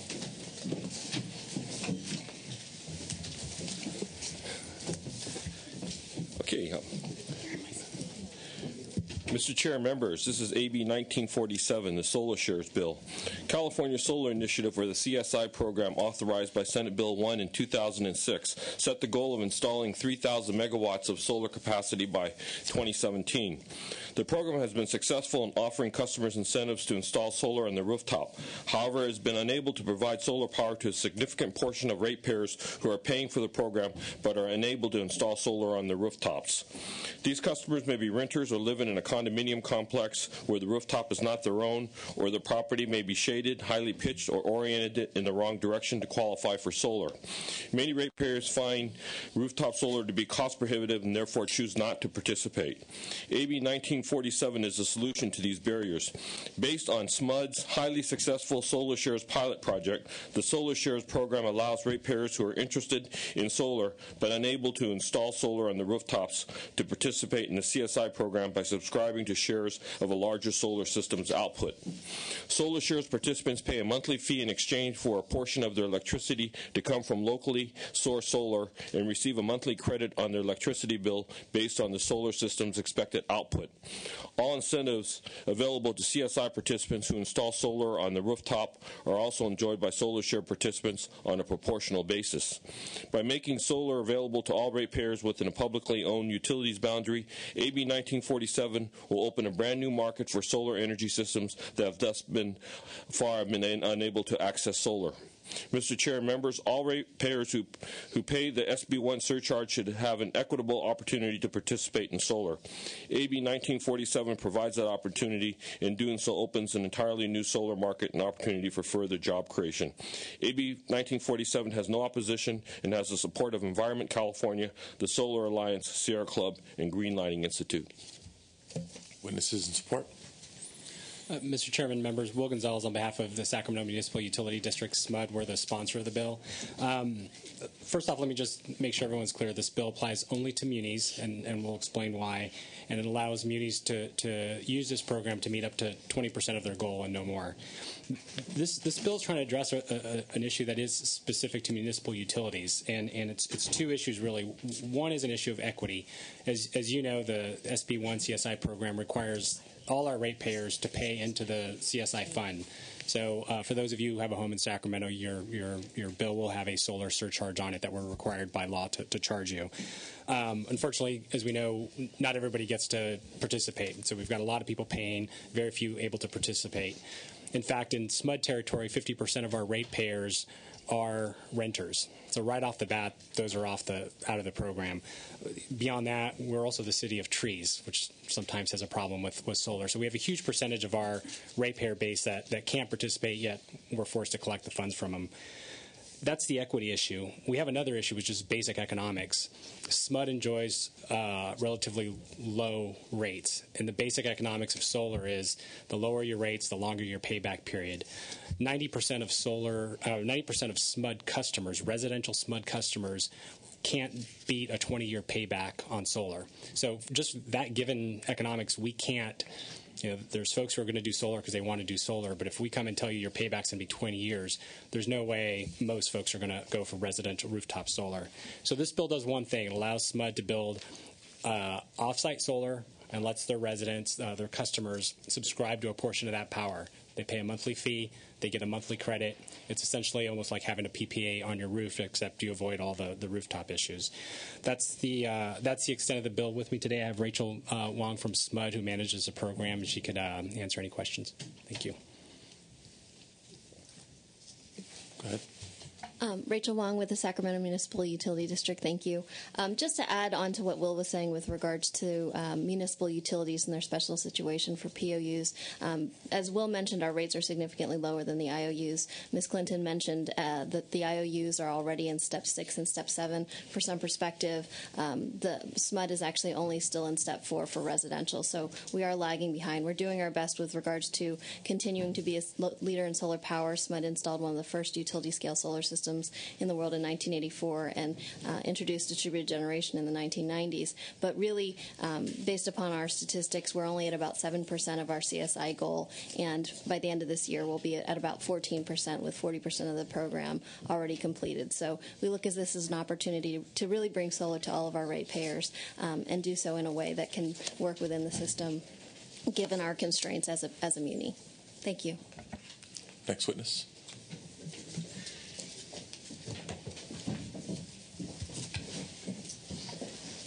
Thank you, Mr. Chairman. Bernard Del Chiaro with Environment California. It may come as a surprise that I'm up here in support of this bill because it does break the one golden rule of utility, not having utilities own the solar systems qualifying for CSI.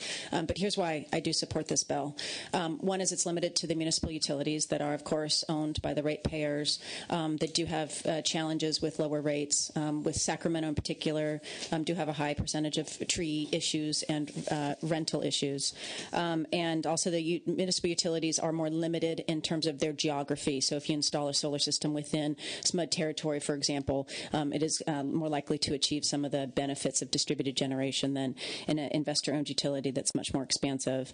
The second reason, the main reason why I'm in support is because the sponsors and authors worked very hard to limit the impacts of this program on the CSI in terms of capping the program at 20% maximum and also requiring that the municipal utilities make progress in installing and encouraging customer-owned solar on both residential and business roofs. If this program were to be expanded to investor-owned utilities or if some of those safeguards were to be removed, we would be in strong opposition. But right now we are in support, and we appreciate the author and sponsor working with us on this bill. Thank you. Thank you. Next witness, please. Mr. Chair and members, my name is Brett Barrow with the California Municipal Utilities Association. A lot of, I won't repeat what has been said by my SMUD counterpart and Environment California, but we are in support of the bill. Thank you.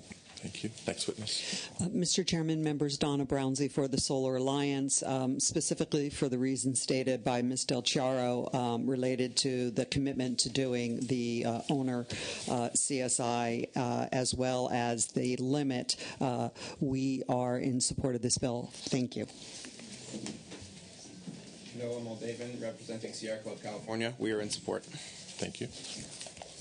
Phyllis Brown with the Southern California Public Power Authority, cities in Southern California with municipal electric utilities. We're in support of the bill and appreciate the flexibility that it provides to us. Thank you. Good morning. My name is Colin Miller, and I am here with the Green Lighting Institute.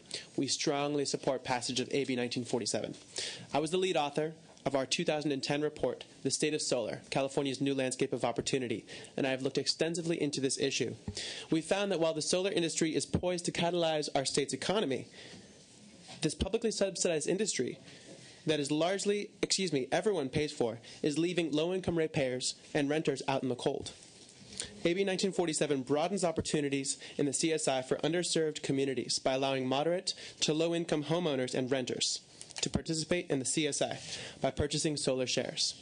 Without AB 1947, ratepayers in your districts of Pacoima, Inglewood, and Southgate who have not been able to install solar on their roofs cannot reap the benefits of the public solar subsidies that they have been paying for. 43% of Californians are renters. They too should be empowered to go solar. We respectfully urge your aye vote on AB 1947. Thank you. Thank you very much. Other witnesses?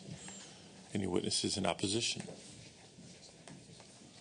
Seeing no witnesses in opposition, let me offer a couple of comments and maybe questions from the committee as well.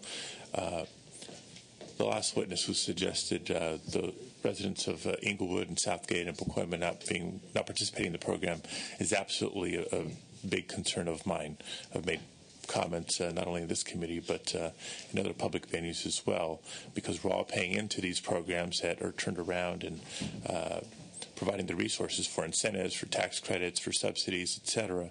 Yet the not only the benefits of where the solar panels are installed, but the net savings on utility bills are only in certain parts of certain cities or utility service areas or certain parts of the state. So I think we need to continue to strive for more equity in the programs. That being said, I want to give the author an opportunity to either respond to some of the issues raised in the analysis, but let me lead with the observation that when the sponsor testified, he talked about the challenges of being here in Sacramento. The percentage of residents that are renters versus homeowners. This is the city of trees, and so therefore there's complications for solar. I get all that, but your testimony made me feel like we're trying to fit a round peg in a square hole because we have the CSI program that was originally established with certain goals, with certain intent, under a certain structure. And if it applies to you and it fits, great. And if not, well, maybe it wasn't intended to serve everybody. That's some of the issues outlined in the analysis. But now it seems we have a bill that says, but if we took it this way, if we took it that way, we have this exemption, then we can shoehorn in the usage for SMUD into this program that wasn't that long ago, was structured the way it was for the reasons that it was. We had the presentation from the PUC a few minutes ago, providing us that refresher course, providing us that overview. So how do you argue that this bill sort of meets that threshold for seeking the changes that you're seeking through the bill? Mr. Chairman, it's an excellent question, and I think and we've heard it before. CSI is, it's not meant to cover everybody. Its intent was established, 2006, whenever it was, and it's the program we have, and why change it? Back to my opening comment, equity is one issue. Obviously, we have everyone paying, not everyone can participate. Right. In no way is SMUD saying this is a low-income program, that this is going to make solar available for everyone out there. Solar is still more costly than grid power, and that's the case. This opens it up a bit wider to more folks. Your renter who would like to do solar, your business owner who doesn't own their property but leases their building who wants to do solar. It's not going to get everybody, but it gets some. Fundamentally, though, I think the best way to answer your question is the second reason for the bill, which is the economics. There's nothing SMUD can do to change the economics of solar right now. The prices are coming down and things are getting better, but we're also required by state law to pay a lower subsidy with each step. So the economics of payback, they are what they are. Right. Yet the municipal utilities, LADWP, SMUD, and all the others are under state mandate to meet their share of the 3,000 megawatt goal, which for SMUD is 125 megawatts. So, as you know, SMUD is a pretty green utility. They're trying their best to get there. They're doing okay on the commercial side because when you're a heavy energy user, it makes more sense. On the residential side, back to the economics, we can't change that. So this bill does change the rules some, but I think it changes the rules some for munis who are in this particular circumstance that otherwise we're just not going to get to the residential customer, and this gives us another way to get to them. So what happens when... if this bill were to go through, get signed by the governor, we have a bill next year that extends the same benefit to IOUs? SMUD never speaks for IOUs, but I would say the circumstances are somewhat different. I mean, again, I don't want to speak for PG&E, but they're doing much better in their progress towards moving through to their CSI goal, not because they're trying harder than we are, but because the rate structure is different, so the economics are different. So it's just kind of the reality of that payback period. And Rachel can correct me if I'm wrong. 90% of SMUD customers are 90% of SMUD's residential customers would have a payback period of 20 years or more. In PG&E, I think the payback period is about half that, if not less. It's a lot easier to convince a homeowner that solar makes sense for them in PG&E territory than it is for SMUD. So to answer your question, I think it's a bit apples and oranges comparing the IOU's situation with that of the munis. So it just puts us in the position of being a little prescriptive here because just on raw policy, maybe I'm playing a little bit devil's advocate here, but if the policy makes sense, then why not have it apply to everybody? Well, again, if you look at the numbers, I think, for instance, PG&E, I think is probably pretty close to being on target to meeting their CSI goal. But that's only PG&E. Yeah, again, I don't know the numbers for all the others, but I think I hate to tout munis low rates, but generally speaking, IOUs have somewhat higher rates than the munis, so the economics are different for the munis. Well, and with all the trees in Sacramento, you're keeping those homes a little bit cooler than they'd be otherwise. We're trying to do multiple goals at once. I think Senator Dutton is itching to ask a couple of questions. Sure. Just curious, being it's all a matter of economics, just raise your rates. That would be one option. I'm guessing you guys would call us back to explain I'm just glad you're bringing that point forward because that's exactly been my point now for a couple of years now is that the fact of the matter is that we're paying some of the highest cost per capita, yet we got some of the greatest energy efficiency. And what we've done is we've created a false economy to justify going into the solar, and instead of trying to make it be more efficient and everything, we seem to be going the other route. So it seems to me like what your problem is that you're right, because you're doing a pretty good job in delivering low cost power to your customers. Yeah, solar probably ain't going to work for you unless you want to raise your rates in order to create the incentive. So right, and we're not here trying to get out from under the CSI obligation that we're don't have to. You already are way down there anyway. Yeah.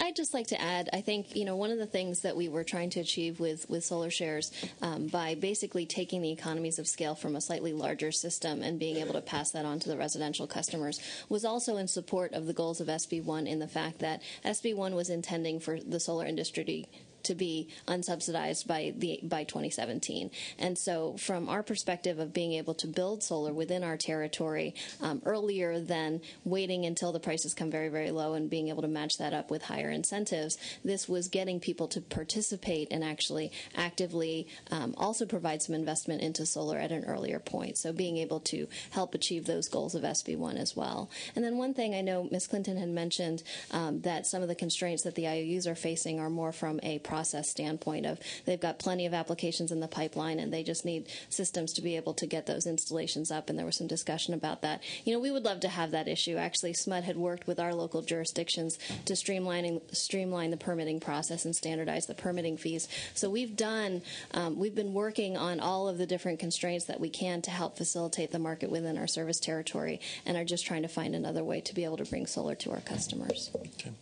Any responses to the concerns raised on page 3 of the analysis? I'll read the second paragraph. This bill authorizes the use of CSI ratepayer funds to fund centralized generation owned and operated by the utility. The immediate result is that the reduction of peak demand as intended by the CSI is not achieved. In the long term, the goals of zero net energy homes will be undermined.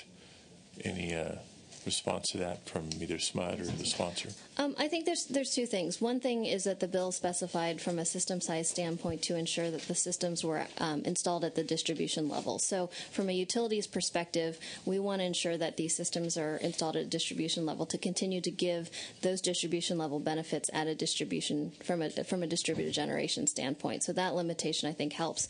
And as a utility, we can strategically locate those to help from a grid impact standpoint. With regards to the goals of the net zero energy homes, SMUD has continued to really work on facilitating that through our Solar Smart Homes, which is actually, I guess, our equivalent to the New Solar Homes Partnership, and actually had been doing quite well with that program, garnering a significant amount of market share until the new housing market really kind of slowed down significantly. So I think we still have the goals with regards to net zero energy homes. I think what we'd like to see is, our policy has been, and we've been talking with developers that want to build a mega solar farm and net meter it to new construction. Our policy has been, if it's new construction, you know how to build it correctly. You can put solar on that roof from the get-go. So we're not looking for Solar Shares to displace these types of things, and we'll continue to manage and encourage these programs. This is really to provide a solution to customers who have issues in a different sense. Okay. Additional comments? Just to reinforce, the bill doesn't allow utility to build a solar system out in the desert or in Utah and subscribe that power. It has to be on that local grid, so we maintain those benefits of supporting the local grid. I just wanted to make sure that was clear. Oh, and one other thing, the way that we design the program, customers are only required to participate on the program for 12 months, so 12 consecutive months, and then they can choose to discontinue their participation at any time. In that sense, we've kind of called Solar Shares to a certain extent training wheels, where customers can actually try out, experiencing solar. But if they choose to actually move to buy a new construction house with solar on them, so this program wouldn't preclude them from doing so. They could actually choose to opt out of the program after 12 months and go off and actually buy a solar home. See, now you're actually talking me further away from the bill, because when you install a solar panel on your roof, that's not for 12 months at a time. Right. But the PV system would still continue to be within SMUD service territory, within the utility territory, and the ratepayer investment would continue to be that PV system would continue to operate for its lifetime. So, other questions, comments from committee? Senator Flores. Thank you, Mr. Chairman. I think one of the questions I asked the PUC early was how do you in essence, put your arm around the various aspects of solar. And I think what I heard from the PC representative was that they needed some flexibility, some overarching way to look at the various programs that each of the utilities would bring to it. Because I think that although we passed SB1, we passed it for two reasons. One, we did SB1 to deal with the various alternatives, but the other was that, I think the argument is for some equity for ratepayers. So in other words, if I am paying a surcharge for SB1, and everyone is, I should have the ability to take advantage of it. But if I live in an apartment, or if I'm a renter, or if I, in many cases, are in districts that somehow are reflective of those types of densities, then there really isn't a way for me to, in essence, participate, even though I'm charged on a surcharge basis for something that ultimately I can't take advantage of. I don't see the disconnect if you're going to build within the utility. Is that correct? So in other words, Solar Shares is a actual stand-in model that is actually in the district. The grid. And the grid, and so that people could actually participate in. So even though I may live in an apartment, it allows me to get my surcharge worth, if indeed I want to participate. And I'm not sure why, as we start to debate what was in the minds of folks with SB1 so fresh in our mind as we voted on it, I don't think it would have precluded you from doing this. And in fact, I think it offers more flexibility, and it actually allows for ratepayers to take advantage of a program that they may not be able to take advantage of. So I'm not sure why, from an equity point of view, this wouldn't pencil out. I think the only answer for you to participate from a rooftop perspective is for you to send a press release out saying that you're raising everyone's rates up to PG&E levels. And I don't think anyone on the committee would, even though we'd like to push you in that direction, would stand behind a decision like that, because it seems that's what you'd have to do in order to have a payback that is 10 years versus 20, for example, for the IOU. So I don't see any other alternative for you, quite frankly, and for those areas that have big densities of apartment owners, for not only for people to participate, but for you not to have to raise your rates. This is a really simple vote for me. I just would rather not raise people's rates, force you into a position where you have to raise rates in order to participate in a program that some people may not even take advantage of and can't take advantage of today under the current environment. So, just my word for that, I think the PUC probably needs some flexibility here, and I like the program, and I would hope that the bill would be successful. Thank you. Last question, then a couple of closing comments on my part. Lenny Goldberg has repeatedly raised issues about where the renewable energy credit stays, or who it belongs to, or where it goes under these types of programs. Do you address that? Do you have a preference under this bill? We don't change anything with the current program. So under current law, a muni can keep the renewable energy credit, and we don't change any of that. Again, the only thing this changes in the current program is the ability to do offsite. That's the only thing that's changed in the current program, in the current SB1 program.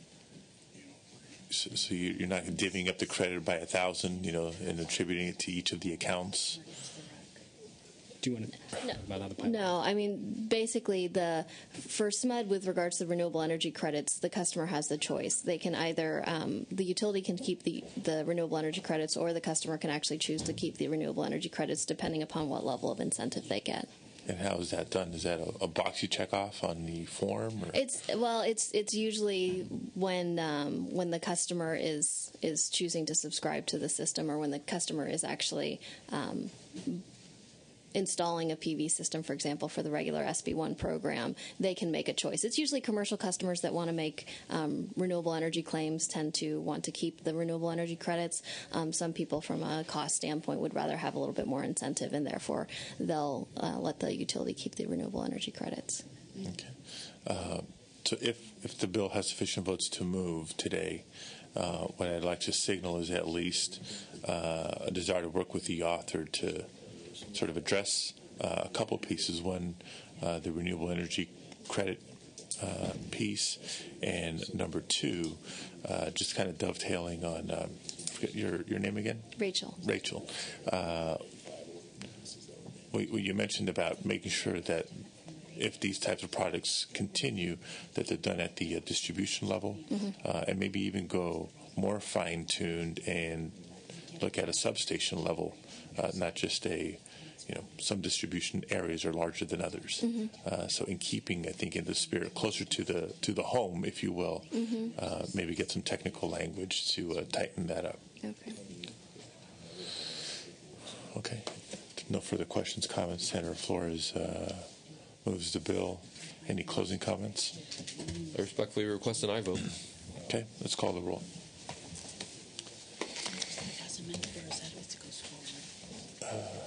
If it goes forward, we'll work on language. Padilla? Dutton? No. Dutton, no. Corbett? Cox? Desaulnier? Flores? Flores, aye. Kehoe? Lowenthal? Semidion? Strickland? No. Strickland, no. Wright? Okay, that bill's on call. I don't see any other authors. You have another bill that's not part of our special order, AB 2207, item number 6. Go ahead. Thank you, Mr. Chair and members. In late 2006 and the beginning of 2007, okay. Wait for my sponsors to go.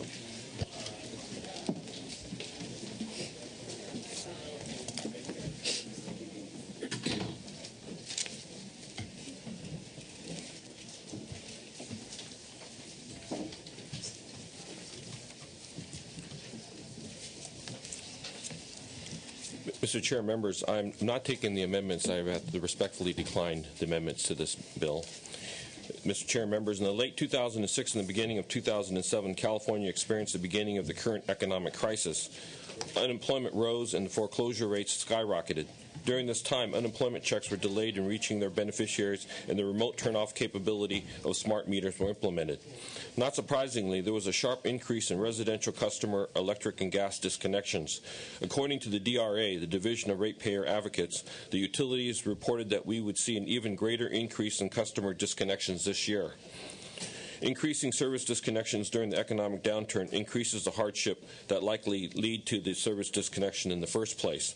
According to the DRA, the costs of service disconnections and reconnections add up for the utility, and these costs are eventually borne by all ratepayers, adding up annually to about $230 million. With confusing disconnection and reconnection policies throughout the IOUs, AB 2207 will provide California's utility customers with uniform consumer protections that will help keep the power on. Whether they are disconnected for hours, days, or months, a customer's health and welfare is compromised because their usual means of keeping warm and cool, lighting, bathing, storing food, and cooking are taken away. Gas and electricity utility service is not a luxury, it is a necessity. Our constituents need to know that they have the right to a payment plan. That right will incentivize utility customers to proactively reach out to their utility to come up with a payment plan that keeps the power on. Additionally, our low-income constituents will be encouraged to reach out to the utility, knowing that an additional deposit will not be charged when they are already struggling to keep the power on. Additionally, this bill will provide biannual surveys on disconnection rates and, more importantly, require the PUC to keep track of increasing disconnection rates in order to prevent this unacceptable disconnection rate from happening again. Please join me in supporting this important consumer protection legislation.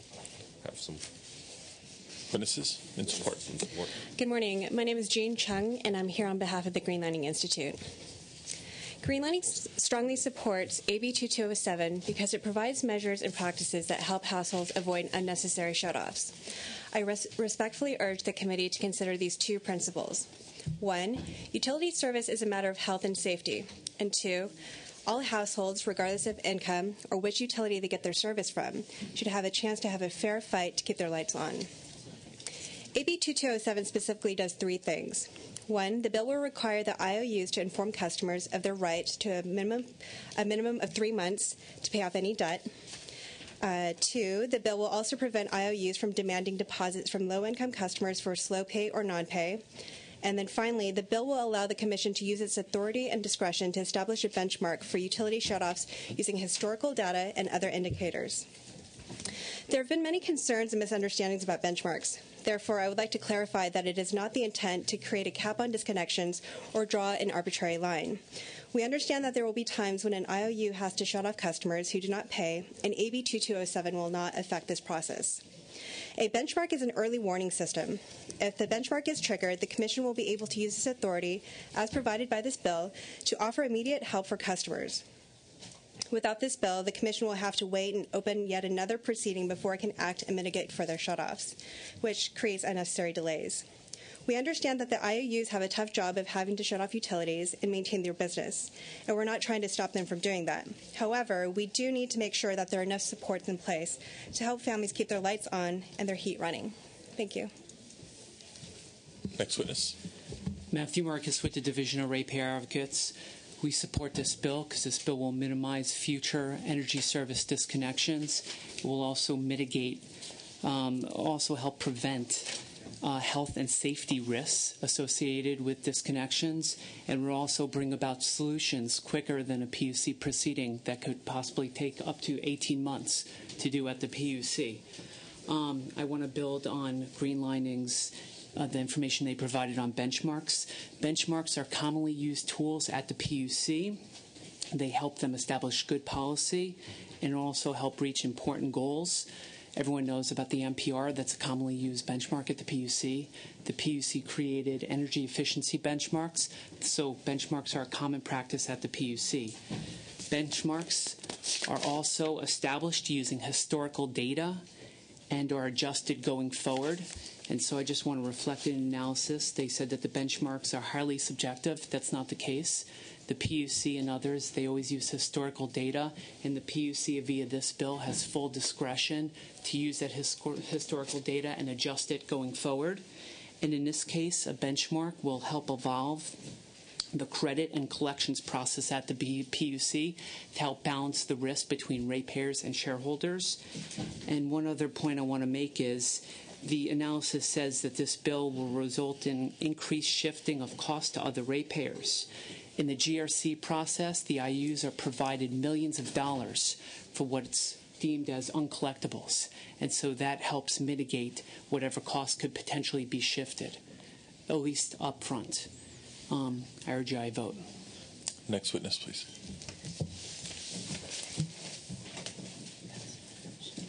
Lenny Goldberg on behalf of Turn and Strong Support.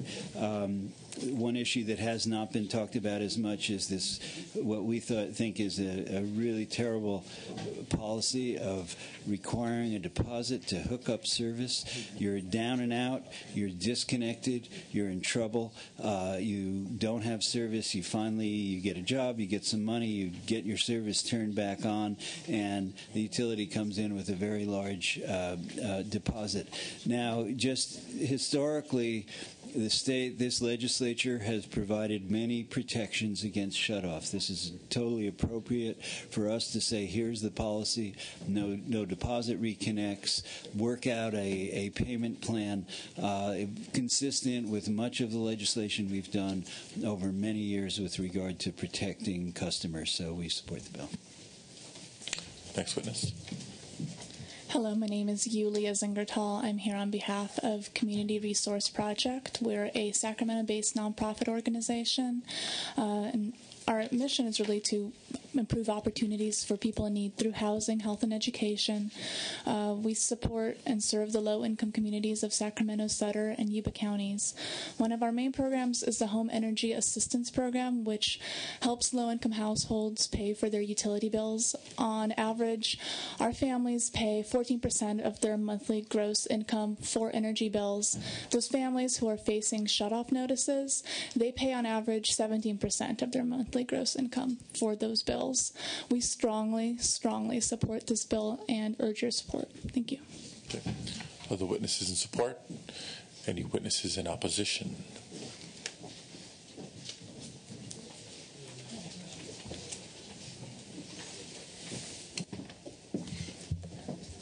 guess as they come forward, let me announce, I see Member Huffman walking in. The hour of noon, almost upon us. I know Republican colleagues have a commitment at noon, as do the Senate Democrats, our caucus. I believe after this bill, we're going to recess and reconvene at about 3 o'clock in room 2040. Room 2040 upon adjournment of the Senate Elections Committee, which we estimate will be around 3 p.m.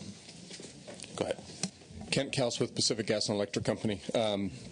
Would note that the issues that are subject to discussion in this bill are all part of a proceeding at the Public Utilities Commission, and a lot of the issues about payment plans, deposits, all of those issues have already been dealt with by the PUC. We did have in the middle of last year, we did have an uptick in the number of disconnects.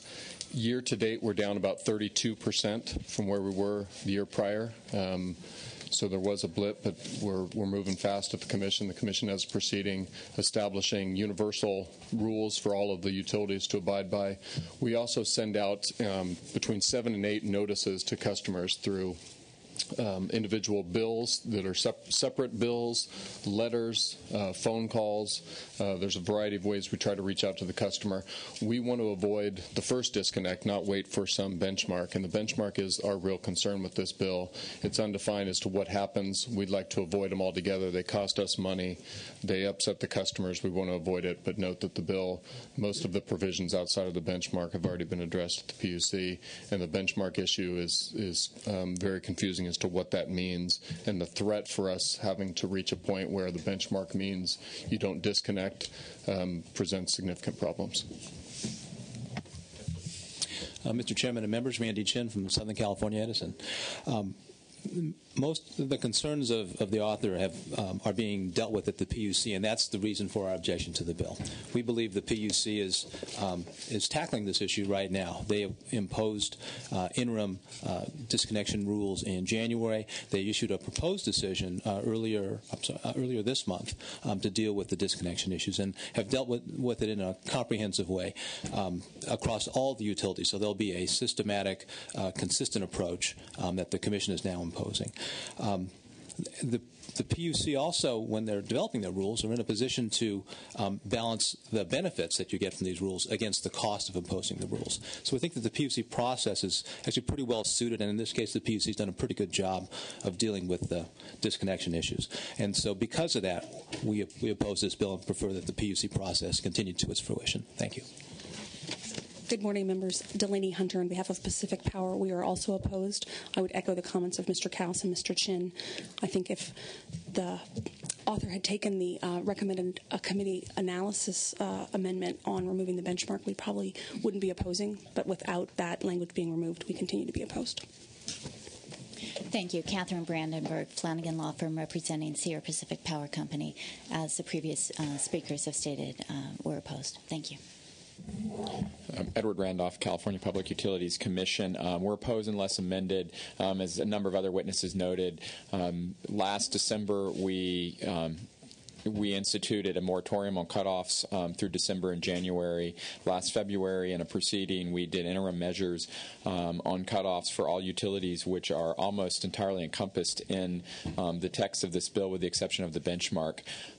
We feel going forward, the flexibility as different economic times come up is better served by not having the actual rules we did in the interim orders codified. That gives us more ability over time as economic conditions change to change the rules, change the rules to increase customer protection if needed. The amendments we'd be asking for would be to direct us to make sure that the rules we put in place are statewide, apply to all utilities equally. One of the problems coming up in the past year was, since each utility had slightly different shutoff rules, it was confusing for customers and for advocates to determine the rules for each utility. Any other witnesses? Let me ask the author to just again reiterate, you have this bill, we have the proceeding at the PUC, how we're not being redundant or in conflict here. And then second, you're insistent upon keeping the benchmarking in the bill. Just to be clear, I know it's a suggestion in the analysis, and let me clarify that it's a strong suggestion for my consideration. Matthew can answer the point on benchmarking. Matthew Marcus with the Division of Ratepayer Advocates. To respond to your first question, yes, the PUC does have an active rulemaking. And as I mentioned earlier, that rulemaking can possibly take upwards of 18 months. This bill would take effect, should it move forward and be signed by the governor, January of next year. And so that would provide the PUC a solution that much quicker to act on, number one. Number two, this bill provides the PUC with full discretion to, one, establish the benchmark, and two, establish any steps that will be taken subsequent to that. So I believe that provides the PUC with full discretion. And as I said before, with regard to benchmarks, it's a common practice at the PUC. We use the NPR. We've set benchmarks for energy efficiency, and this would be no different. It's a good trigger to establish effective policy and ways to proceed forward. I'd also like to add to that. There is a proceeding. Thank you. There is a proceeding at this PUC right now. However, anything that comes out of that proceeding, any decision, is temporary. There is a sunset date for 1/1/2012. So any measures that they come up with to help customers with shutoffs there's nothing certain about it. And precedent shows us that we can't rely on the Commission to open yet another proceeding. And I'd like to share a timeline. Last year, TURN filed a petition addressing this very issue, and the Commission turned it down in September. And it wasn't until DRA's report that they called an emergency hearing in December. And despite that, there were still more and more shutoffs happening, and then the Commission asked the utilities and consumer groups to meet and hold a workshop to discuss best practices. Because nothing came of that, the Commission decided to open a formal proceeding. And in their order, they stated that the utility service is a matter of health and safety, and we do not have the luxury of time to flesh out fully best practices in a long proceeding before we take any action to address the current disconnection rate. So we would like to avoid this current cycle to continue again should there be another emergency.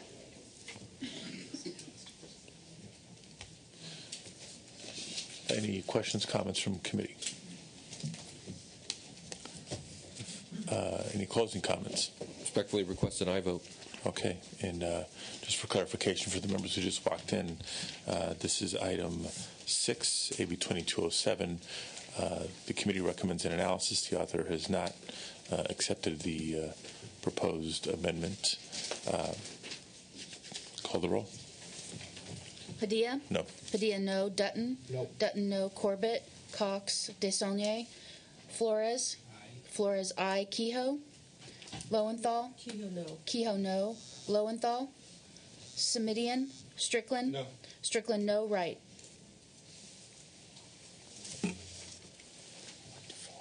Okay, 1 to 4. That bill's on call. Thank you. Okay. Hello, Ms. Skinner. It is now 12:05. I think both Republican and Democratic caucuses have obligations, but I do know you're on a timeline, so I have a deal. We're willing to entertain item number 7 at this point. I understand you have a commitment this afternoon. Item number 4, there's a joint author on the bill. Maybe we can ask Assemblymember Bettis to present later this afternoon when we reconvene after our recess. Would you like to present item number 7 right now? Great.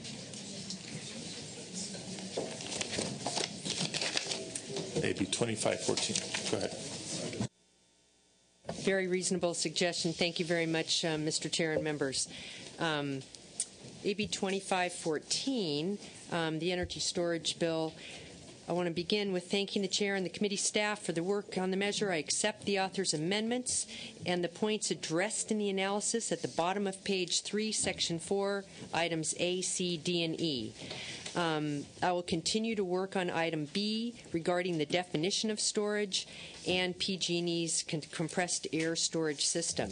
The amendments I'm taking address the concerns of the small utilities, the Northern California Power Association, and a few others, and it's my understanding that their opposition may be removed as a result.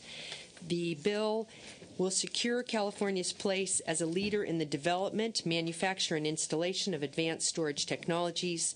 We currently now experience demand at peak times that exceeds our generation capacity at those peak times. Without something like storage to deal with the growth in demand during just the peak period, we would need to construct additional fossil fuel peaker plants whose purpose would be solely and only for that peak time. Additionally, our renewable portfolio standard goals, much of our renewable generation is intermittent. Storage addresses that and helps to deal with the intermittency. What AB 2514 does is integrate energy storage into utility planning and procurement to help California meet those two issues. The bill has been modified so it no longer requires a mandate of a specific target of procurement. It allows the PUC to determine if it's appropriate based on availability, affordability, and a variety of other conditions, but at least it clearly communicates that we see storage as a needed addition to our utility operations and the reliability of our grid. I have with me Deputy Attorney General Sandra Goldberg and Janice Lynn of the California Energy Storage Alliance to testify in support of the bill. Witnesses in support. I am Sandy Goldberg from the California Attorney General's office. The Attorney General believes that energy storage is critical to meet the greenhouse gas reduction goals of AB 32 and the renewable portfolio standard, and he believes this bill is needed to ensure that energy storage keeps pace with the development of intermittent renewable energy in California. A recent CEC study finds that energy storage is more effective, more flexible, and will have lower greenhouse gas emissions than using electricity generated by natural gas to integrate renewable energy onto the grid. Energy storage can also help meet our growing peak demand, which is predicted to be 15% in the next 10 years. The PUC will apply its expertise and evaluate the costs and the benefits of energy storage. And those benefits also include using energy storage to shift electricity load to off-peak times when gas plants run more efficiently, which substantially reduces criteria pollutants. This will also have substantial health benefits and help address California's serious air pollution problems. If the PUC determines that energy storage is needed, this will help remove the barrier that utilities have faced due to uncertainty about whether they could recover the cost for energy storage and the uncertainty that storage manufacturers and investors have faced about the market. Thank you. Thank you. Next witness. Thank you for the opportunity to comment today. My name is Janice Lynn, and I'm the co-founder and director of the California Energy Storage Alliance, or CESA. CESA represents a broad coalition committed to accelerating the deployment of energy storage, to accelerate the deployment of renewables, and promote a more affordable, reliable, and cleaner electric power system in California. CESA strongly supports AB 2514 as it will help close the gap between the U.S. and other nations in investments and deployments of energy storage. This is a fast-growing clean technology industry that represents a tremendous job creation and economic development opportunity for California. There are grid storage projects being deployed in the tens and even hundreds of megawatts worldwide. Unfortunately, less so here in California. Energy storage is a fundamental component of the smart grid. In fact, it is the key technology of the smart grid that enables us to optimize the existing assets we have, therefore creating a cleaner and more efficient, more affordable electric power system. I respectfully urge you to vote aye in support of this bill, as it will help us have a cleaner system in California and help California retain its rightful leadership position in clean and smarter electric power technologies. Thank you. Thank you very much. Other witnesses in support, and we'd appreciate your brevity.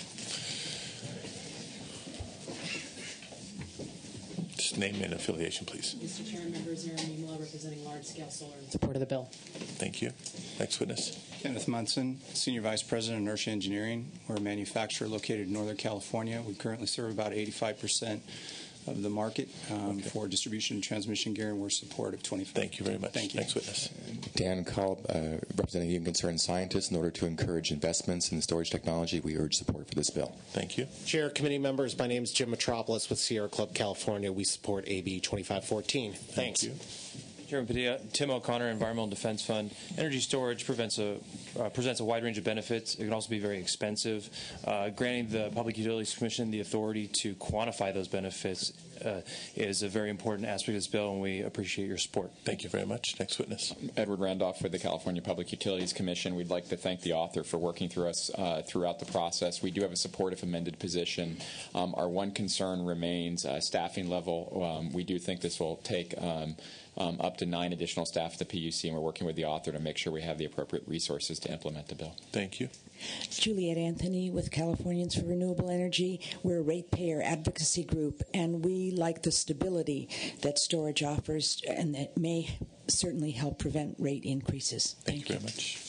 Rebecca Motola Barnes. I'm representing Lightsail Energy. We're a startup based in Oakland developing energy storage technology, and we support this bill because it'll help us bring jobs to California. Thank you. Next witness. Mr. Chairman, members, Donna Brownsley with the Solar Alliance. We also are here in support of the bill. Thank you. Yes, my name is Bob Blackstock. I'm a resident of Thousand Oaks, and a special thanks to Senator Strickland for his representation, looking out for our interests here in the Capitol. I'm here representing SunEdison. We're the largest distributor solar developer in the United States, with offices in San Francisco and outside of Sacramento. We're strongly support of AB 2514 because energy storage will accelerate the development of solar by increasing its value and helping integrate it into the grid. Thank you very much. Next witness, please. Roger Caldwell. I'm representing MEMC. It's a $2 billion silicon company that has worldwide representation, and we strongly support this bill. Thank you. Next witness. I'm Steve Clark. I'm representing East Penn Manufacturing. We have got a California developed storage technology. We want to create jobs here. Great. And we see this bill as a way of levelizing the field with respect to embedded technologies. Thank you very much. Next witness. Rachel O'Brien on behalf of the California League of Conservation Voters, in support. Thank you.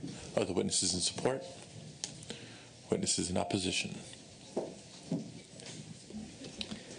Thank you, Chair members. Dorothy Rothrock with the California Manufacturers. And while the bill has improved as it's been amended, we still have concerns about the implication that a target for storage may be appropriate. There isn't any real findings, and I'm not aware of anything that suggests that that would be appropriate, and it seems to have still the bill is sending a message from the legislature to the PUC that it's sort of like the target would be a good idea. The implication is there. The California manufacturers support competitive procurement under under processes that are technology neutral, and so we believe that that would provide recovery of costs for utilities that are using those systems, and that really ought to be the direction where we go, is fixing that process rather than creating a technology-specific solution. Thank you. Next witness.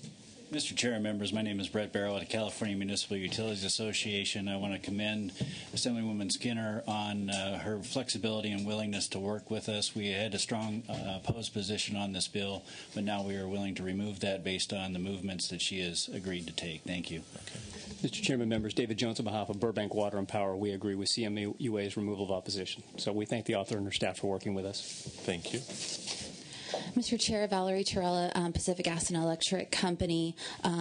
We too want to thank the author for all of the very robust conversations that have taken place. The bill has come a long way. We still are opposed, unless amended, to the bill. I'll try to keep it brief, but we don't dispute the potential and promise and value of storage, and that's why we're investing in it.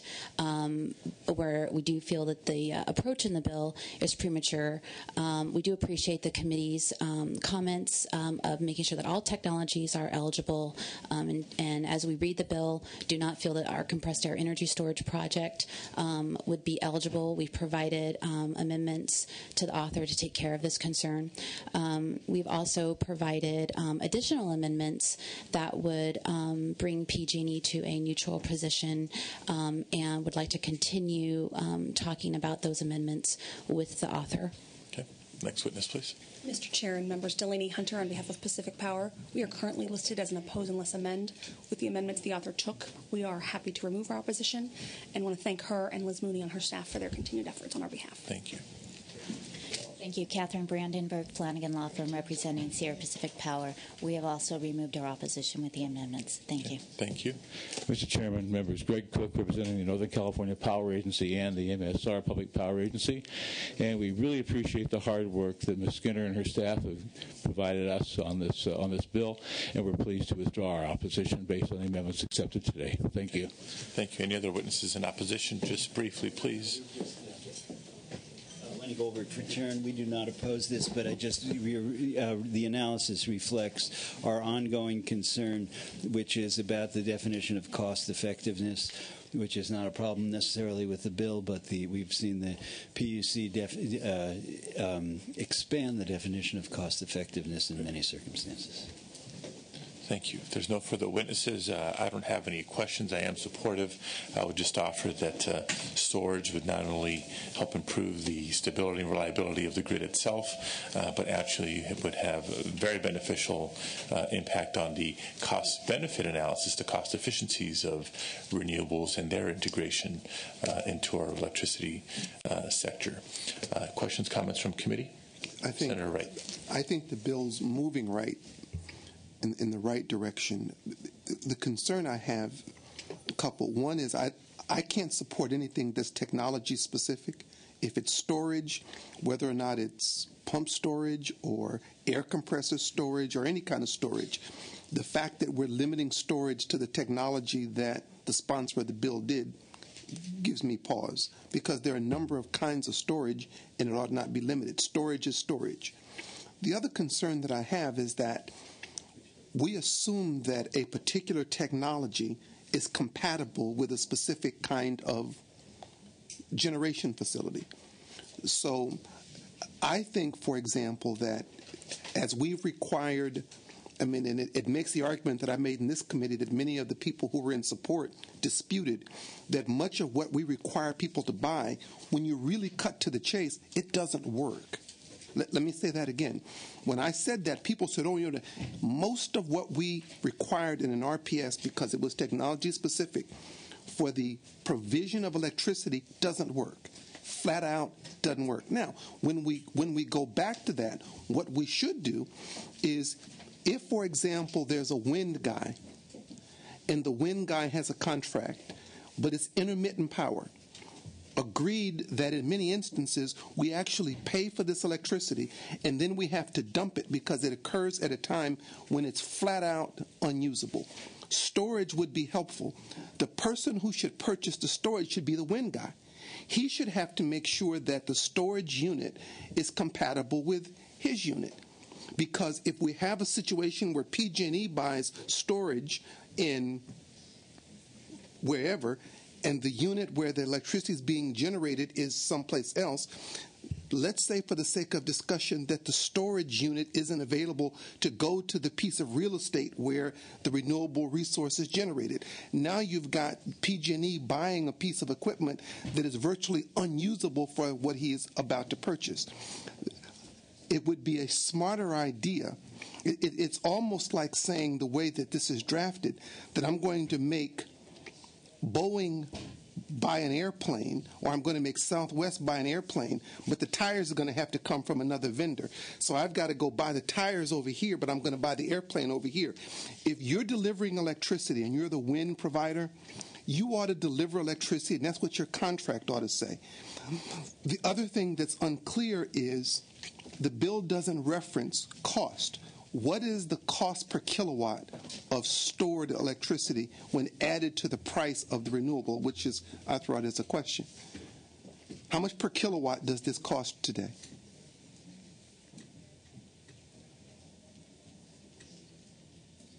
Okay, don't everybody speak at once. You want to finish before I start to respond? Or? How much does a kilowatt of stored electricity cost today?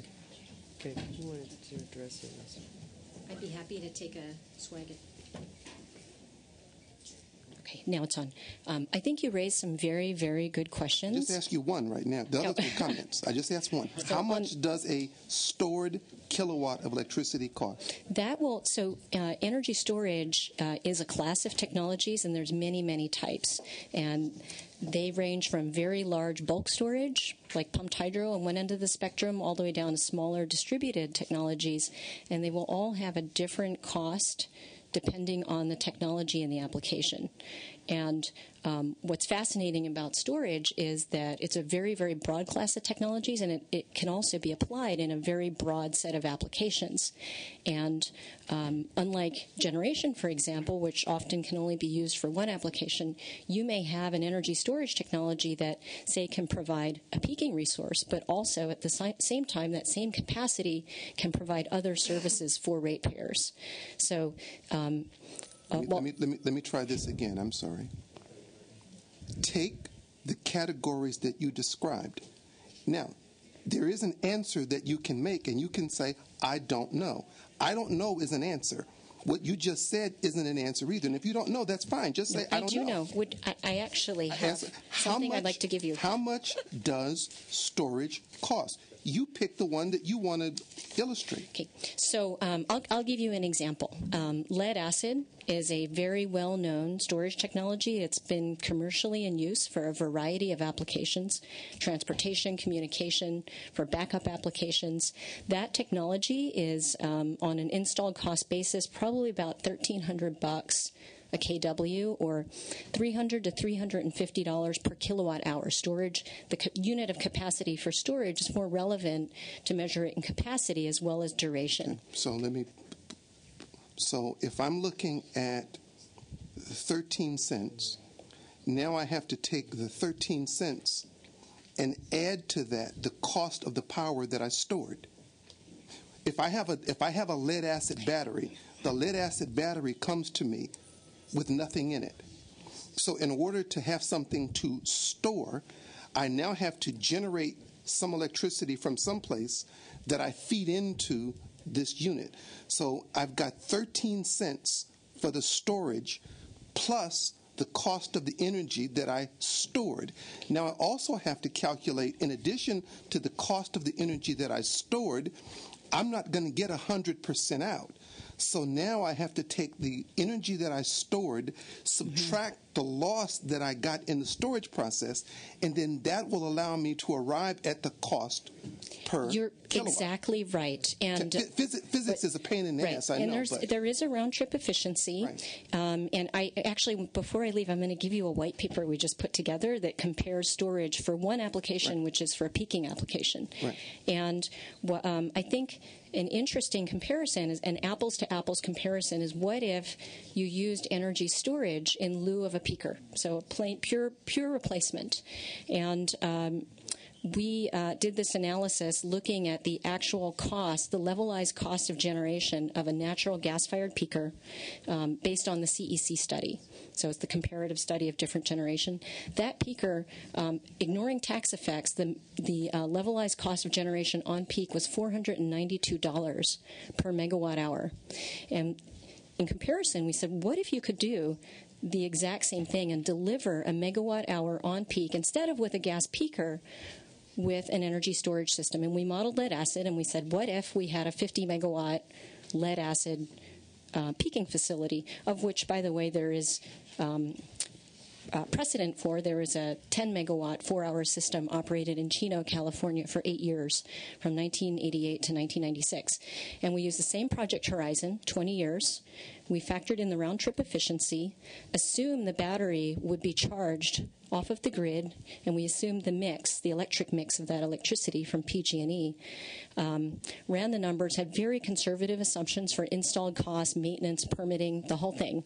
And the cost of the battery for this application, the pure substitution, was actually less if you compare the cost per megawatt hour dispatched on peak as compared to that peaker. It was $377 per megawatt hour. Again, the fact that the bill does not now contain mandatory buy requirements removes much of the just hard opposition that I had. The thing that I said to some of the people that I was talking to today is that if what you described is true, then when PG&E or Edison or Sempra has a peaker contract available, you ought to be bidding it. Not because you're bidding it because of a subsidy. You ought to be bidding it because your platform works. If it worked, you wouldn't be here because people would buy it on the natural. The reason typically people don't buy it is that it doesn't work or it costs too much. If the cost was comparable and it was reliable, then people would buy it. For example, we don't have a requirement that people buy combined cycle turbines because they work and you know they're reliable. So there's no need for a purchase requirement because you know they work. I'm saying the reason in part that you're here is because you either cost too much or you have reliability issues. Otherwise, people would buy it on their own. Right? I mean, Actually, there are some statutes that, in effect, the carbon coefficient legislation within, I think it's SB 1368, if I have the number correctly, basically pretty much without saying it, made that combined cycle turbine plants be that which is built in California just because there was, by statute, put in what the carbon coefficient of electricity generation sold in California had to be. So... But again, at that power, again, the only issue I have left is that we are assuming that we're going to buy anything. We should study it and determine how much it costs and whether or not it is reliable. If it's reliable and it works, I mean, for example, it would be good if the guy from Chino was here saying, you know what, I've had mine for 10 years, I like it, and it works. He ain't because it's a demonstration project, as there are a number of others going around. All I'm saying is that from where I am, we were forcing people over the last 4 or 5 years to buy stuff that we knew damn well didn't work. Nobody wanted to admit it, but it doesn't work. So you're coming today with a technology that actually will make the stuff that doesn't work. That's a good thing. Because, again, I got a guy who's buying power in the middle of the night for 3 times the cost and then dumping it because he can't use it. Now, people don't like to talk about that dirty little secret, but we have people buying electricity at a time when it's not needed and then dumping it, or in some cases we get lucky and the people in Vegas will actually let us pay them to take it. But given that reality, the benefit of what you provide is that you provide the potential to make this currently less usable technology practical. Because if I still got to put something in that storage device in order to get it out, I'm going to lose a bit in that transition. Physics just does that. That's okay.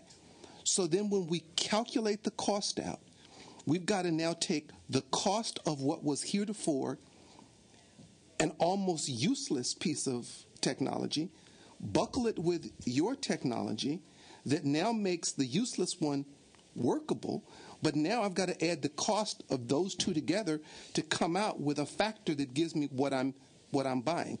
I'm just saying that I am suspect if we're saying to PG&E, you have to buy so much storage. What PG&E should buy is electricity. And if the person who's selling it to them requires storage to make it work, then make him buy it. PG&E shouldn't buy the storage directly, in part because if I got a PPA from Acme Solar Company, right? Whoever it is, I got a PPA from Acme Solar. Acme Solar should have a requirement to deliver to me electricity in a form and shape that I'm able to use to fit into my system. Now, if Acme Solar can't do that, then we shouldn't buy it from Acme in the first place. You potentially make Acme a stronger participant in the marketplace, or whomever that current intermittent generator is. That's a good thing. What you want to see, and what I hope we don't do, and I hope that the PUC study looks at this, the study motivates me to be supportive, but the study needs to look at how you buckle what you're selling. I don't want to buy a car with no engine and then have to get the engine from another vendor only to find out that the engine that I bought doesn't fit the car that I bought. So if I'm making the renewable efficient as you've described, that's a good thing, and I'll shut up. Then make it that the PPA, that contract that PG&E or Sempra or the municipal utility bought, make them responsible to deliver the power to me in a form and shape that I can use. And if that requires a storage, then make that a part of the cost of the power. And it should not be a separate contract, but it should be a part of that contract. And the requirement that we should change here would be to require that the power delivered from the renewable, now you make it for them to become dispatchable. So he would have to deliver to me dispatchable power at a cost, and then give me the all-in cost of what the power is, so that I'm not buying the transformer here and the storage device here and the wind over here and the solar over there, because now what I'm requiring is I'm saying to the utility, you go buy the storage. We don't even have a requirement in the bill the way it's drafted, it needs this amendment, that the storage device be attached to something that even provides power. So the way you've written this, PG&E could go out, buy a storage device, sit it on the ground, connect it to nothing, get the credit because they met the procurement requirement, and the consumer have absolutely no benefit whatsoever. So I hope we expand the study, because what you're talking about is the all-in cost of the power. And it may come out that it's a good thing. I'm going to move the bill, Mr. Chair, contrary to what you might have thought. But I want to move it hoping that what we're looking at is not a gimmick that we can say, oh, we like storage. This is a part of a system. It's not a standalone part of a system, but it's a part of delivering electricity that you're describing. So that peaker system in Chino, somebody had to feed power to it, and somebody had to design an opportunity that makes it work. Peakers cost so much because you don't use them that often, and because you don't use it that often, then that increases the amount of time. The $400 cost that you had reflected how many hours that year that plant was run. That's why it's almost impossible to say it costs $400. Depends. If I take the depreciated value and the other things, so I moved the bill, Mr. Chair. I heard a motion in there somewhere, and I think the point's been made. Not only heard loud and clear by the chair and Assemblymember Skinner, but by the PUC as well, since they're going to be the ones doing this study. If there's nothing further from committee, opportunity to close. Appreciate the comments, and there's nothing in the bill that would preclude many of the concerns that Senator Wright has raised. It does not mandate the establishment of a target, does not mandate that the utilities would have to procure unless PUC can find the various findings that are in the bill. So I will leave it at that, and I appreciate the discussion, and I respectfully ask for your vote. Let's call the roll. Padilla? As amended, aye. Padilla, aye. Dutton, Corbett, Cox, DeSaulnier, Flores, Kehoe, Lowenthal, Semidian, Strickland. No. Strickland, no. Wright. Aye. Wright, aye. DeSaulnier. AB. What is the vote? What is the chair? Okay. DeSaulnier, aye. Okay, that bill is on call. This committee is now in recess and will reconvene in room 2040 upon adjournment of Senate Elections Committee. Thank you.